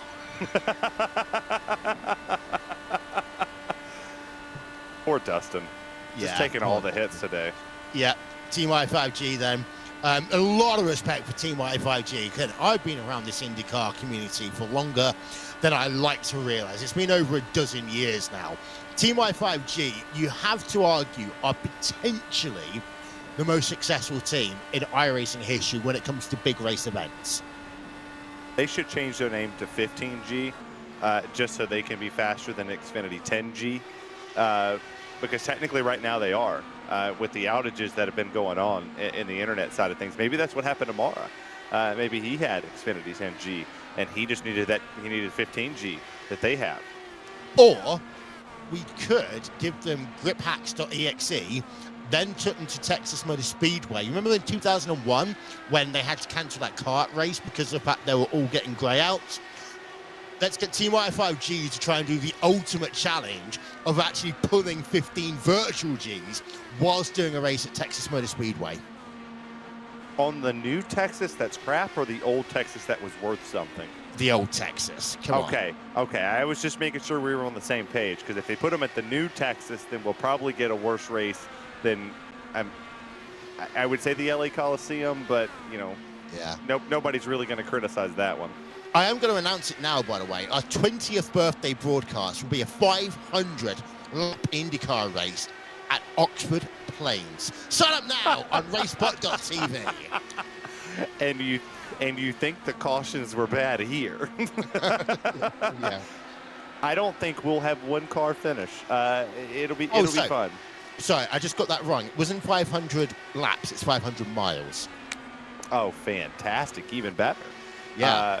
Can the theme song be, though, and I would walk 500 miles? It'll be quicker to walk than you would be racing at that point. Yeah, I'm pretty sure a turtle, between the turtle and the tortoise and the hare, they would both win that race. Yeah. Jason Brophy, by the way, that gap's almost up to 1 second over Christopher Demerit. 84 laps to go in this race. Taylor in third. We're looking at Maleska right now, number 91 car. And Maleska is currently about 4 tenths of a second behind Murphy. That is a scrap going on for 4th place on track. And yeah, we are down to 10 cars out of 21. Attrition. But you know what? IndyCar races always have attrition. That they do. They always string out. They're like the everlasting gobstopper. I don't know if anybody remembers that reference, but gotcha. Okay, good. I'm not the only elder statesman in this one. But they're going to string out, and it gets boring for a while. The flavor goes away, but towards the end of that thing, it's worth it. That last couple suck. It's there. I tell you what, if a former president was about 6 inches shorter, you could have actually been a cast on that movie.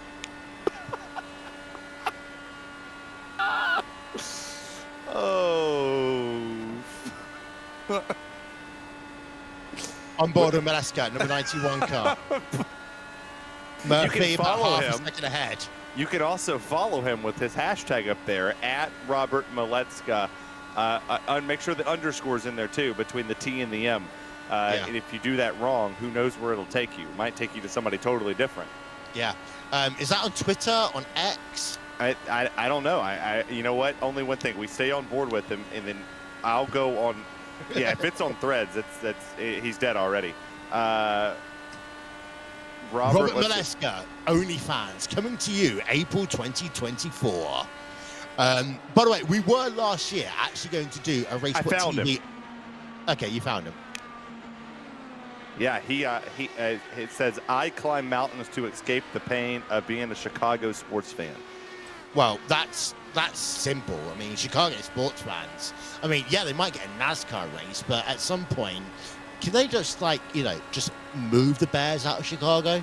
Well, I mean, he's from Michigan. So, there's his first problem. Yeah. How about those Lions? Sorry. Looking from the rear, and look at that, down to the inside then. We'll go Maleska over Murphy. And this is now a two-way battle as they come back down in towards turn 1 again. 75 laps to go. We've actually got a green flag run going. Hashtag curse to the commentators. I'm going to blame you that this happens. So if the caution does come out, Will's name will be plastered in every single corner of this broadcast that says blame him for it. I mean, we keep seeing your pork billboard. I'll never miss that. For as long as I race at Iowa, I will always stop to make sure I take a picture next to the pork sign. The RaceSpot 230 at Iowa is brought to you by Pork. Pork. Add some Coca-Cola and you'll be doing just fine. 4 pit stops today for Brophy. 3 for Demerit, 6 for Taylor, 8 for Maleska. So probably on the freshest tyres. So look at that. 12 pit stops there by Olivia Hayward. Olivia is just trying to keep that car going on track. We're looking at Pierre Bourdon right now, scrapping it out with Tucker. At this point, I don't know if we're still doing a race broadcast or whether this has become Vinton and Radford, 96.8. The Bear. Yeah. The pork sausage podcast. I wonder if pork would sponsor us at some point in time. Like, is there a specific pork maker? Like, if we just have, like, just pork and pork only. Like, thanks for coming to RaceSpot's broadcast, brought to you by Pork. And in part by beans. Beans. They go perfectly with pork. Yeah, we're going to have to find out these questions. These are hard-hitting journalistic questions that we need to know. Well, I'll tell you one thing. In the UK, we do actually, pork is advertised all over the place because pig farmers basically need to sell pigs and all that My sort of stuff. sister's over there in your part of the town? Yeah. Whereabouts? No. Oh! Now I get it. Now I get it. Okay, that's the first time you really got me in this broadcast. But I get better with age. Hey. What I was thinking, we could have a podcast, me and you, American pork versus British pork. We would lose because ours is saturated with artificial, flavors and stuff with steroids and things that probably shouldn't be in human consumption. You guys might have like, not that. And then the coolest part about like kind of going around the country a little bit, when I was in Korea, of all places, it was actually more expensive to eat like crap. Yeah. If you wanted a bag of chips versus a bag of apples, the apples themselves were like a penny a piece. If you wanted a bag of chips, you're going to pay $1 for every chip in that bag. I promise they're going to charge you. You're cutting your foot off at the line, at the checkout to get those chips. Oh, yeah. Meanwhile, because I have been to America a number of times, I actually tried making British fish and chip. for some people. We did it the American way, the same thing. You use a turkey bat, you just dip the fish in, take it out. You didn't realize how expensive it is to get decent food in your grocery stores. It is asinine, is it not? Yeah, it's like, you know, this is the reason why people stock up on TV dinners. They're cheap, real food isn't. Too wide then, and that's actually lap traffic, if it gets me correct. As Brophy then just works himself past some lap traffic. And we've currently got a total of 7 drivers on the lead lap. I believe that is Pierre Bourdon in the number 92 car. That has just been put a second lap down. But Brophy's now got that gap up to 3.6 over Demerit. And Demerit is slow. Demerit is pitting. He's on pit road.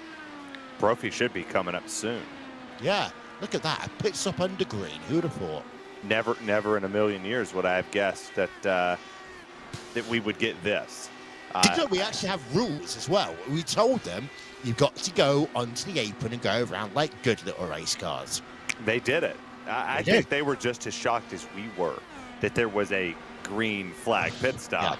Yeah. And they actually have to stop in the box. They couldn't just drive through an auto fuel like, you know, most probably thought we could. Yeah. I can imagine right now, you're talking to their sponsors. Can you just check that rule book again? Yeah, they said something about pitting under green, but I didn't bother to read. I never thought we'd get that far.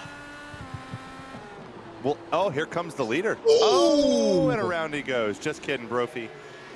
Blame Dustin. Yeah, that might be an unsafe pit entry. That'll put him a lap down. He's going to need a caution at some point. You know, there was a time, there was massive controversy as to whether or not a teammate of mine actually deliberately caused the caution in the iRacing Indy 500. I think it was 2012 it was. Who Did you know was around in that age? Oh, I was. Did you know also I never commentated on iRacing Indy 500 that finished under yellow? Really? Mm-hmm. Or any Indy 500 that finished under yellow. Brophy does not get the penalty. How did he get himself away with that one as Mara's on pit road? I think he hit the commitment line before he lost it. But take a look at the opportunity here. Think of the driver Tucker, Joshua Tucker in the 5th place position, a lap down, but went a lap down prior to Brophy coming onto the pit lane. So now with the issue that he had, he's going to have to really make it fly for the engineering esports machine. Just wait for everybody to pit and then hope that you can stay out. You know what the most difficult part of this race is? I just realized I've got to do a race recap at some point for RaceSpot News. And I forgot to take notes. Well, you can always watch it on demand at youtube.com/RaceSpot.tv. And we've got a caution. Brophy. Just after his pit stop. No, did you think he deliberately caused that caution? Shall we get the controversy? If he would have deliberately caused the caution, he's an idiot. Because he's 2 laps down. Yeah. Yeah, it is. So yellow flag with 52 laps to go. You know what? I wanted to do something a little bit earlier on, but we've not actually really had the chance to do so. Earlier on, I did that whole best in the world thing. And I wanted to now see just how long I could keep it going for. There was contact there. Definite contact that turned Brophy around on the front stretch. Maybe some beef? Hey! That'll go nice with the pork. Pork, beef, and beans. It's what's for dinner tonight. Look, we're in Iowa. We're not in Texas right now. Well, I mean, porn goes with everything. Yeah. Same way in. You took it. Yep. We said the same thing in 2 completely different ways. Pit road is open. Taylor leads from Maleska, from Murphy, from Marquez. Not Mark. Wonder if Tucker is going to try to hope for a caution by staying out to get to the tail end of the lead lap. Tucker's on pit. Oh, no, that's Taylor, not Tucker. Yeah, I wonder if Tucker stays out here hoping for a caution. Yeah. For him and, you know, Demerit to just kind of sit in the back of the field for a little bit. They ain't got far to go. There's only, you know, 5 of them. Be a good chance here. Yeah. Congratulations, by the way. That was caution number 10. Let's go. Which means, Terry, officially, in terms of this little battle, you are the best in the world. Hold it for the whole caution.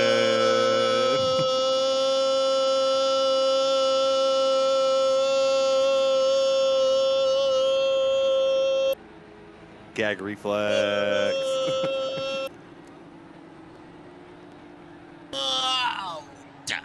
21 seconds. Tut, tut, tut. That was longer than my first marriage lasted. I was going to say, I've had relationships last less time than that. Yeah, I think she lived with me less time than it took you to say world. Folks, we really do.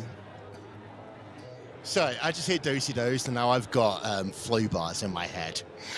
So thanks very much for that to our producer, Dustin. Whilst we are being serious for 10 seconds, thank you very much to everyone who's watching the broadcast here today. Thank you very much to everyone who's been a part of RaceSpot over the last decade. And if there's anyone who really is the best in the world, it's my good friend, the legend, the irreplaceable person known as Hugo Luis Kalman Marins.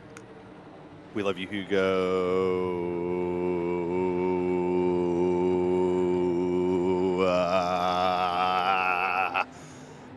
Okay, that definitely had a bit of gag.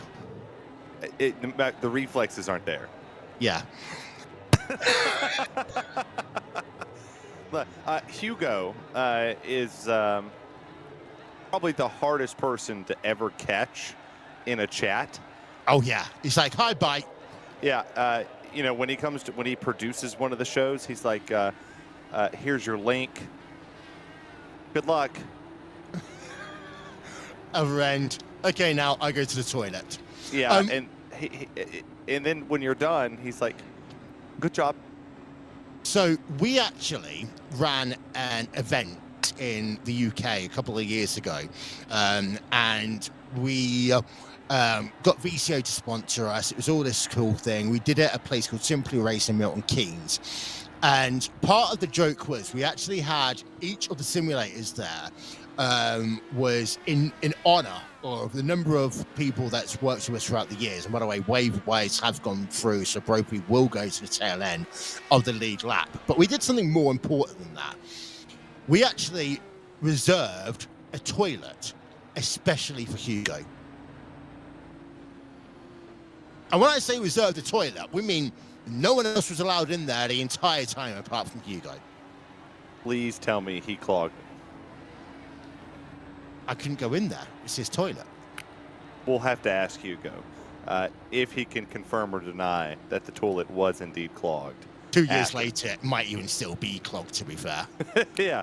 I mean, I'm sure in the production area, there was nothing but maybe some Taco Bell, some American KFC, some IndyCar racing in Iowa with I think we're under 50 to go. We are.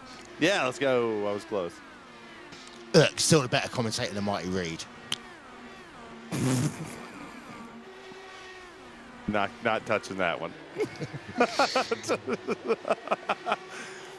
Oh, goodness. But the funniest thing about working with Hugo is he's all professional. He's all set up. Everyone does sound checks. He gets everyone on board.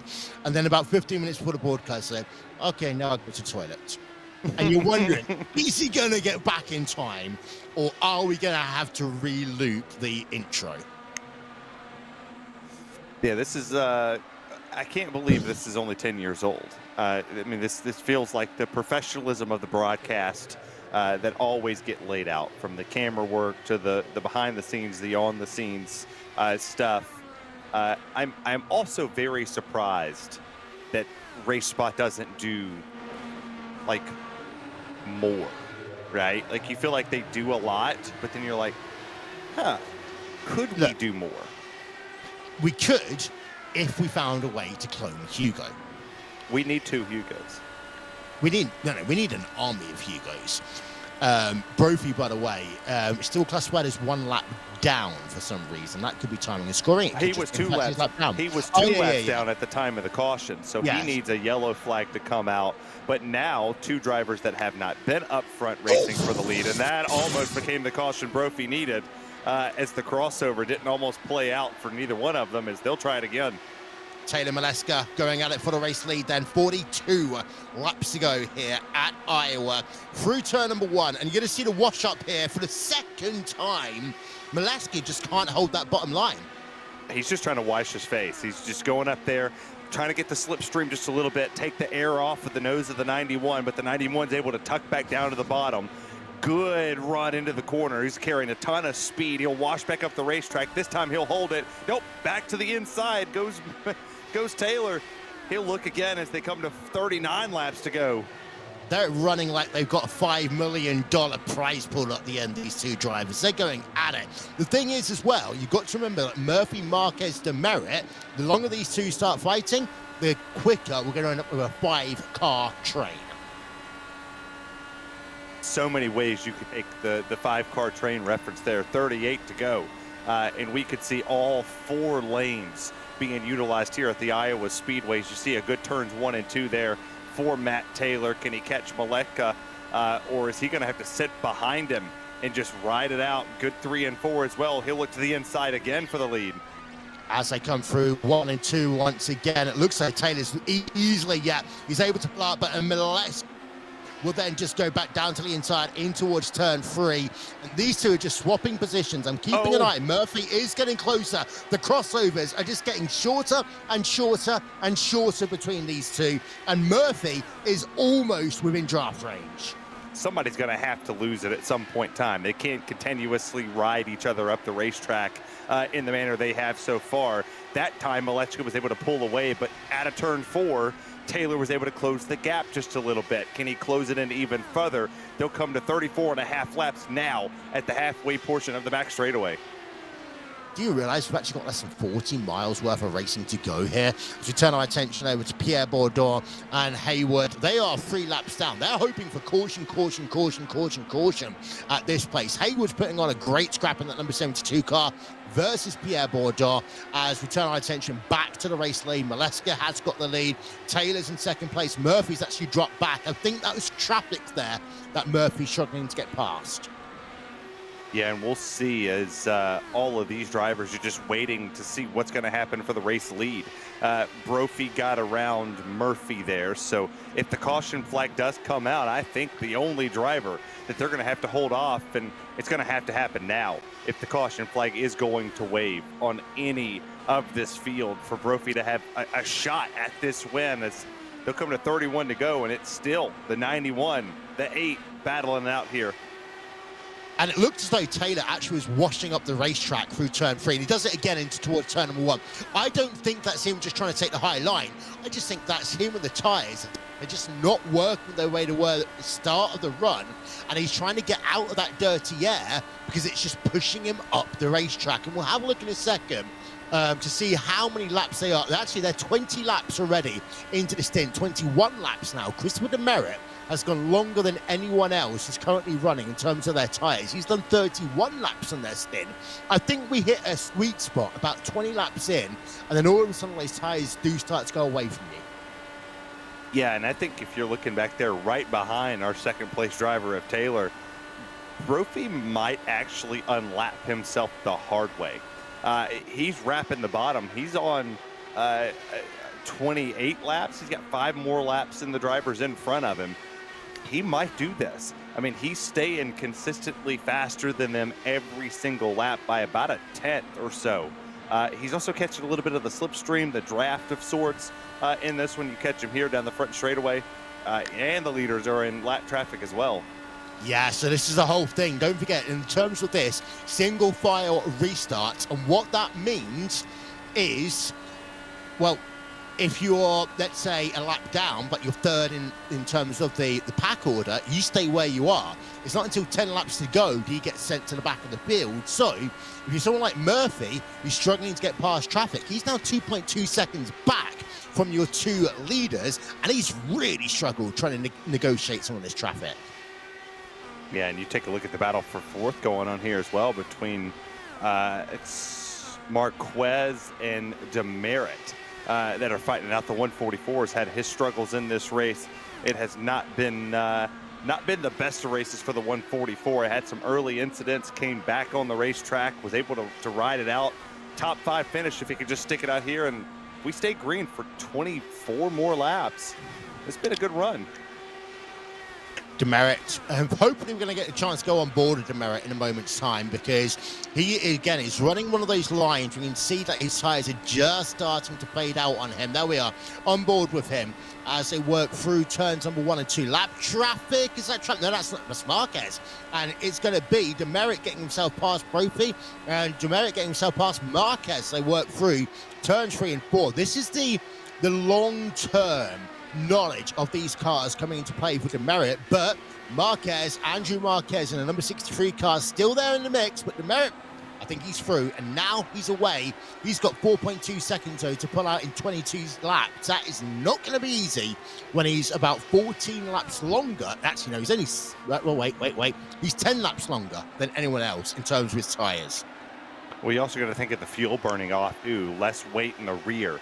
So as you get to burn that fuel in these cars, you get a little lighter. You're able to run just a little faster. The throttle is a little harder to pick up, but you're able to carry more speed here. You take a look here, a lap down car in Brophy, the 88, the highest lap leader of this event as well, trying to unlap himself. He has to get around Taylor first to catch the 91, but not too bad here for Robert. He's pulled away a nice little gap. He's got about a half a second on the field. Yeah, a couple more attempts with a second. He might be able to break the draft there. So Maleska was fighting so hard with Taylor for about 15 laps or so. That one has calmed down. Now they're 32 laps, top 3 into their tyre stint. But we'll keep an eye out on Demerit. He's currently 4.5 seconds behind your race leader. The gap between himself and Mark Murphy, 8 tenths to a second. 2 more laps, you could have Demerit there in the draft. And, well, you never know. 144 could still try and set the fastest lap of the day if he manages to close up at a rapid rate of knots, which you sometimes do when you get into this part of the draft. Yeah, and the one thing that a lot of these drivers are hoping for is for the yellow flag to come out. If you think of a driver like Mara, who's sitting in 7th at the moment, if he gets the caution flag that needs to be had for him, I'm sure everybody would want to come down pit lane with 35, 45 laps on their tires. They more than likely will half fuel these cars. They will not, overfill them to get it to the finish. It'll change the balance of the car. But we talked about it before too. We started this race in the daylight. We're under the lights 100% at this moment. The lights are on around Iowa Speedway, and with 14 coming to 13 laps to go, business picked up, and a caution flag would truly change the game. You know what the funny thing is? If memory serves me right, 10 years ago, a caution came out right about now. A driver called Tim Doyle decided that he was going to change tyres. 1 or 2 other people did. And it was a case of old tyres versus new tyres. A track like this, new tyres, you basically have to try and run it all the way around the outside of those who are on old tyres. Who knows what will happen here? With 13 laps to go in this race, we're looking at the battle for 3rd place. Murphy, Demerit, as they scrap through past start-finish line. 12 to go, a dozen laps. I can't believe we've gotten to a dozen here to go. I thought we would have got canceled by now, but we haven't. So thanks for sticking with us as you take a look at the battle for thirds. Murphy is gone. He's back. He's gone, then he's back. Ba-boom. Just like potential federal charges as Maleska Taylor. Separated by, well, it's up to about 8 tenths to a second right now. So this is going to be the closest battle with 10 laps to go. It is going to be Murphy versus Demerit. Demerit's got the inside line. Murphy's got the outside line as they work themselves down the back straight away. And, well, you never know. I mean, there's some people that might not remember this by the time they get to the end of the race. That I've just been neutral towards everyone. Well, we will find out momentarily if these two could actually hold themselves together for the remainder of the 8.5, now 8 and about a quarter laps to go. If they can just not make contact, is what we almost saw there. Demerit almost caught the back bumper of Murphy, and that would have been game over for both of them. I'm praying for pandemonium. I would love to see a caution in the next 7 laps. Well, the way it's going right now, it looks as though it's becoming harder and harder for Demerit to find a way past Murphy. They'll come down into one. Let's see, is Demerit going to hold it out of 2? No, they stay side by side. Demerit is back into line. And he's going to have to do it basically where he gets to run out of turn number 1, stay side by side all the way down the back straightaway, and then drag race to the line. Simple as that. Look at how high he is through turn number 1 and 2. He was almost Willie Nelson high at that moment, and I thought he was going to hit the wall, but he didn't. This is the fun part about this one. The outside lane has not been cleaned off. Nobody has necessarily went up there. You have not seen a color change of the racetrack either, other than from transition and from day to night. Who goes, does he go up there again? Did he feel something different in the car? He goes to the bottom. That time, he got right to the wing of that car in front of him, and here comes lap traffic, a very slow Indy car right there. Is he going to move? Nope, he's going to block the top. Oh, look at how close that is. And the thing is, though, Murphy was able to keep it going now in the middle lane, and he continues to have the position. 3 laps to go. We will turn our attention over to Malexa in a moment's time. In fact, let's go side by side. Let's have a look at our split screen action. We've got that battle for 3rd place on the main screen. You've got Malexa with 2 laps to go at the bottom. And let's see, as they come down to the white flag, 1 more lap to go from the number 91 here. We've got action going on for P3, P4. Demerit still trying to run that inside line. 1 more lap to go for Malexa in that number 91 car. Barney's waving the white flag. We are almost going to have ourselves victory for the number 91 car. He does so. Look at the flashes going off there. That is so 2014. But meanwhile, this battle for 3rd place, they come to the line, and it's going to be Murphy who gets it by less than 1/10 of a second. That outside lane was the way to go in that run. You see those 2 drivers beating and banging. That was a heck of a finish for those 2 with the fireworks going off. Oh, Brophy's pissed. Brophy's, he's about to throw some hands. Yeah. Hit him harder. Yeah. We need to get Virtual Barney down into the garage to break up this battle in a moment. Well, this is the part of the race. If that track map serves me correctly, they should be doing donuts in the front stretch in a moment. I think they just wanted to see the fireworks. Oh, God, yeah, it's a night race. Of course you have fireworks. Where's Katy Perry? I'll hold that one until after the show goes off. Oh, yeah, beautiful fireworks here at IS Speedway. What a race. You know what? We had all those cautions. You are completely correct with 10 cautions. And there is the donut, and that was close, that we were after. Yeah, I'm not sure if Brophy's, if they're posing or Brophy's really mad. He's driving up on his car. This is like Discovery Channel sort of stuff right now. Kids, close your eyes. This is what happens when one Indy car loves another Indy car. This is how baby in IndyCar Lights was born. Indy NXT brought to you live here on RaceSpot TV. Let's have a look at your final race results then, shall we? And it's Robert Molesky III from Michigan who wins by 2.3 seconds over Matt Taylor in the Mad Works car. Mark Murphy in the Little Eagle Racing stroke Black Magic Studios car in 3rd place, and Team I5G's Christopher Demerit in 4th. You then got Andrew Marquez in 5th place, Jason Brophy in 6th, Jack Mara in 7th, Pierre Bourdon in 8th, Olivia Hayward in 9th, and Joshua Tucker rounds out your top 10. The rest of these were over. Mitchell Welker, Matt Hollenbach back there in 12th. These were all 100-plus lap down drivers. Milo Green, Michael O'Brien, Andrew Kinsella, Alexander Van Desant. Say that 10 times for me. Jacob Oster, Jesper Ullman, Brendan Leitenberg, and Evan Adams. Your last 20, and these guys didn't start. So, Not even going to talk about them.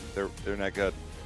Alexander Van der Stan, Alexander Van der Stan, Alexander Van der Stan, Alexander Van der Stan, Alexander Van der Stan, Alexander Van der Stan, Alexander Van der Stan, Alexander Van der Stan, Alexander Van der Stan, Alexander Van der Stan. You're smarter than me. I'm dumb. I can't comment on that. We all know it's true. Super slow-mo replays. Let's see if we've got any drivers to talk to. Yeah, brought you here live on RaceSpot TV. Well, let's have some talking to some drivers, shall we? And I'll tell you what, Terry, because you and I have gotten on so well in this race, why don't you start? We have the winner, I do believe. Howdy. How are you? Good. I played that strategy perfect, let me tell you. What was going on between you and Brophy? Well, about lap 30 or so, I said jokingly that when they all pit because they weren't topping off, that I was going to cause yellow. And then I accidentally caused the yellow. I swear to God it wasn't on purpose, and it just so happened that I took out Jason. Yeah, cycled to the front off that, and then me and Matt had a great battle there, going, I think we were swapping every lap for about 15 laps there, and got the win. Did an Indy light car get born after he got on top of your car? Yeah, I hope you guys blurred that out. That was we taught the Indy car and the Indy guys. cars. Yeah, I mean, we'll see. I mean, usually it takes like what, 8-9 months. So, maybe if you guys had a broadcast in November, we'll find out. Well, I guess we'll find out. We'll make sure you two are in the session together. Yes. And we'll be like, hey, welcome to the world, IndyCar Will Vincent. Oh my God. I'm an idiot. How challenging was it, since this is the 10th birthday for RaceSpot? How challenging was it to win here at Iowa with the changing track conditions? Oh, it was actually extremely tough. I think Chris and the i5G cars and the Team Town cars had a little bit more speed than us. But it seemed like we were really good long run. We could hold our pace really well after about 20-25 laps. But yeah, it was kind of like an old school IndyCar race at Iowa with a little bit packy, but then it's spread out.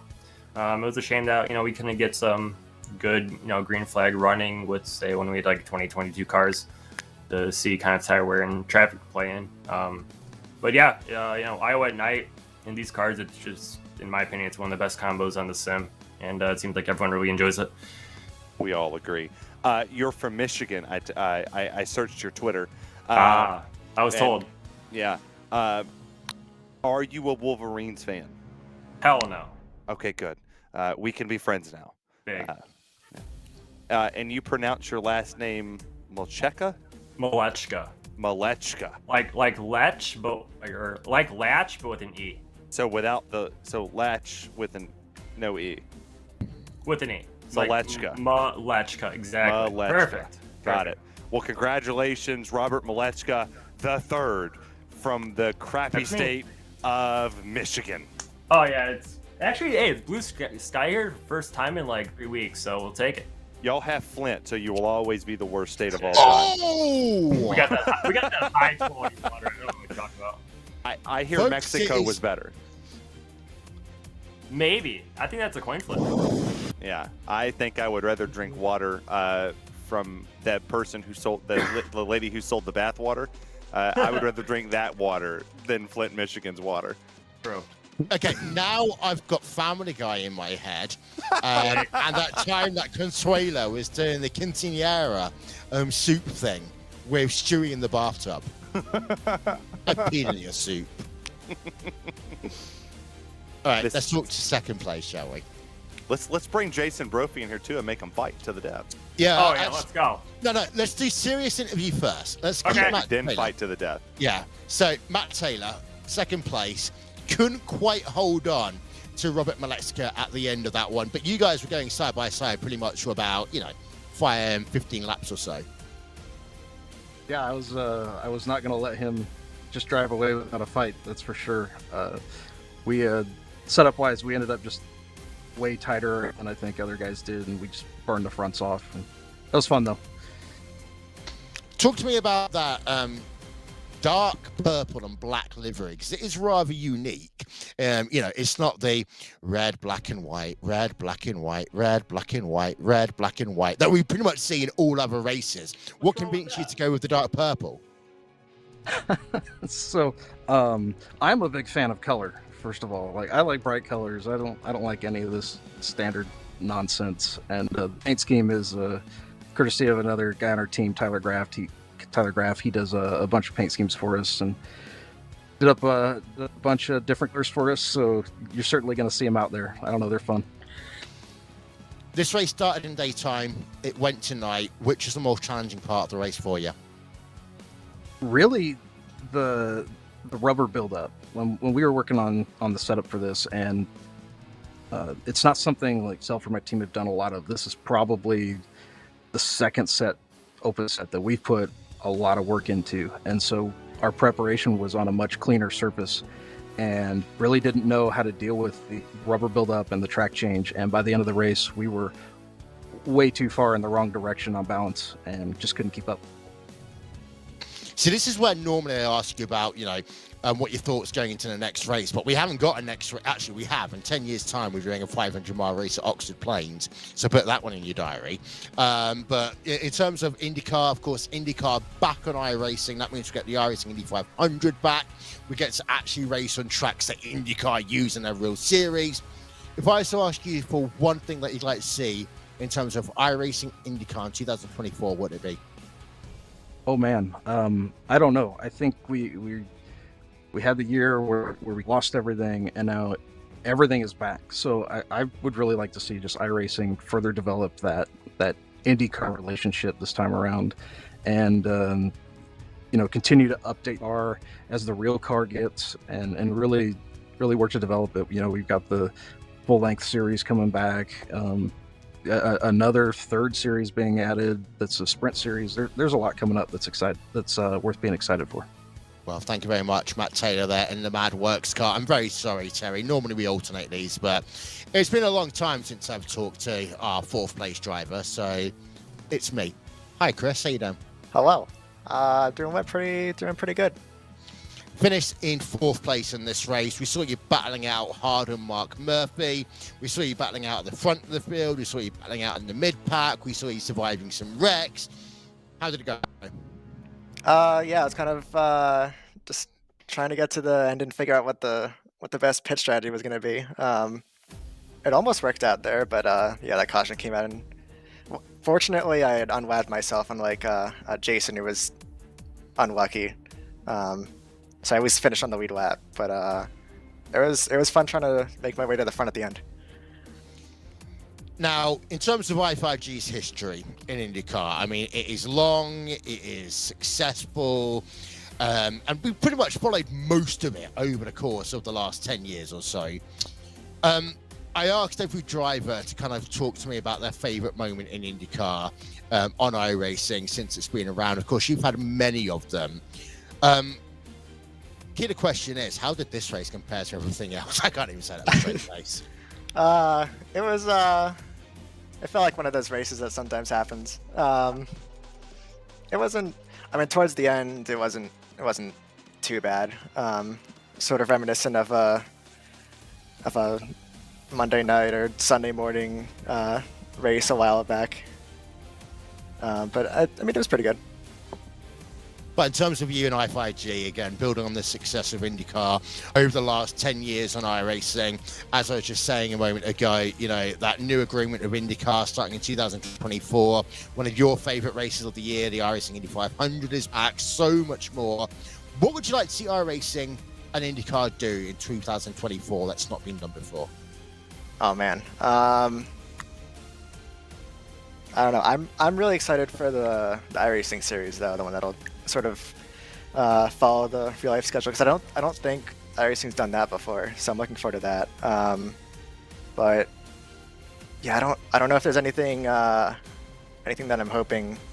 I mean, it sounds like the relationship is pretty good again, and that's all I could really ask for before. So I'm looking forward to it.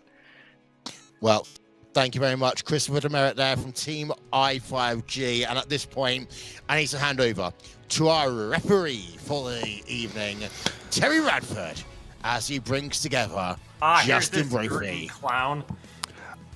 Oh, Rob going in right away, huh? Let's go. Can we DQ him since he intentionally brought out a caution? I don't know what you're talking about. I would have been better off without it. That was just resources. It's funny. I would have been better off without the caution there, Rob. I rejoined just fine. Yeah, Rob is mean, and Rob is a dirty driver, and should be DQ'd from this race. Matt Taylor ran a great race. Man. Classic power slide. Classic power slide. It's weird because I feel like something similar happened in the elite race. Well, I didn't follow up on it, so. Ooh. So we're throwing even more shade. Well, the thing is, that one gave me a win. How about that I5G driver stop in the front straight? Yeah, I forgot to read the script. I mean, it could have been me, but I was more interested in getting to Rob and then going Denny Hamlin gateway on Ross Chastain. I was looking forward to it. Just blocking him, but I couldn't get there. I was too far Couldn't back. even put me in the catch fence. Come on. Well, no. Catch fence is too much. The Nah, blocking never. you and slowing you down a lot. Think That about would have the been fun. content. We were here for good entertainment, but I will Me say too. that this call is being recorded for quality control purposes. We will be using this against you in a court of law. Jason, you absolutely had the car to beat. I mean, I don't think we want to understate that one for you until some guy from Michigan wrecked you. Yeah, I say I had the car to beat. It wasn't until I got the wing dialed in. Clearly, I was not the car to beat at the beginning of the race because the You track kind of was sucked in the first part. super loose, and it took me 15 laps to be able to actually turn. So I got some wing out at the stops, and then that resolved my problems, and I could actually drive. And at the end, I took an extra half-degree wing out in the green flag pit stop. I did my normal stuff, had to get one of those into a race spot race, spin in the pit, slide my box, all that fun stuff. But even then, I think I'd have had a shot at Demerit if I could have gotten to him. We'd see. I could push pretty well on that with the less wing. The car felt good until I was spinning sideways in the front stretch. I don't know how you were spinning sideways. That somebody named Malechka did it, Robert. But either way, congrats on the amazing run that the three of you had. It's been a pleasure talking to all three of you and listening to the beef that has transpired as we continuously watch it in slow-mo of Robert Malechka wrecking you on the front stretch, right in the Geico restart zone. I guess it was just karma for me wrecking Jacob and yes, for earlier in the race when there was a checkup off 4, it was just fitting. But do you know that 15 minutes can save you 15% or more on your car insurance? I did not. Well, You can also now get it from the General news to or me. from the Lizard. The Oh, Lizard, I think, really? is great. Can I Dang. bundle my home insurance? That's progressive. What about boat Yeah. insurance? Jeez. That one needs to go to Liberty, Liberty, Liberty, Liberty. Not Liberty Biberty. I can go on all night. You are making me choke on my eyes. Coca-Cola Zero Sugar. Allstate. There we are. You're in Everyone's good happy hands. now. Yeah, or not, if it's me. But Or if you're before- Jason Brophy and Robert Malechka. Yeah. You know what I think we should do? Like, you know how you have those 1 hour long videos? I think we need to have a 24-hour super slow-mo of that incident uploaded to RaceSpot TV YouTube. We should, with just me and you dubbing over with different ads that can kind of fit into them wrecking each other. Yeah. Yeah. Let's do this. Let's definitely do it. I have time on my hands. Before we go any further, I just want to get serious for a moment. I want to say thank you to everyone. And I mean everyone that's been a part of RaceSpot TV for the last 10 years. Ironically, RaceSpot TV was never actually supposed to be a thing. It was a fortunate set of circumstances that you blink and all of a sudden it was there. I want to say a massive thank you to so many people, starting off with Rafael Sanke for bringing iRacing Brazil, RaceSpot TV into one, creating this new journey. every single commentator that's been a part of RaceSpot TV. There are so many to name over the last 10 years. Every producer that has been tirelessly working with us through the good times, through the bad times, through the graphics fails, the graphics actually working, sometimes the graphics just appearing in the middle of the broadcast and something happening that we have to deal with, power cuts, outages, everything. So all the people that's been working behind the scenes over the years, both from RaceSpot TV and RaceSpot Live Event, our live events company, everyone that worked and doing some crazy stuff, BMW, Porsche, 2019 before the pandemic, absolutely insane. Of course, all the stuff that's going on right now with ESL and all the trips to Copenhagen, the number of times that Dane Bard has had to stay pretty much in a hostel in Copenhagen, I honestly think that they think that he's doing something suspicious at this point. And of course, I always leave my final thank you to one of the greatest guys iRacing has ever produced, the 2011 iRacing Drivers' World Champion of Road Racing, an incredible friend, Mr. Hugo Louise. Thank you for everything. And with that is time for us to say goodbye. It's been a great broadcast here on RaceSpot TV. Terry Radford, thank you so much for your time here today. Our producer, Dustin Ollis. And of course, this broadcast here today has been brought to you by Pork. Pork. It's important, and eat lots of it. This has been the RaceSpot TV 230 from Iowa Speedway. Don't forget, you can catch all the latest racing on our YouTube page, /RaceSpot TV. The latest news, information, stories, podcasts over at RaceSpot.news. Our shop can be found at rstv.shop. And if you want all the corporate malarkey, over to RaceSpot TV. From all of us here at RaceSpot TV, it's time to say good night from Iowa Speedway, and here's to another 10 years.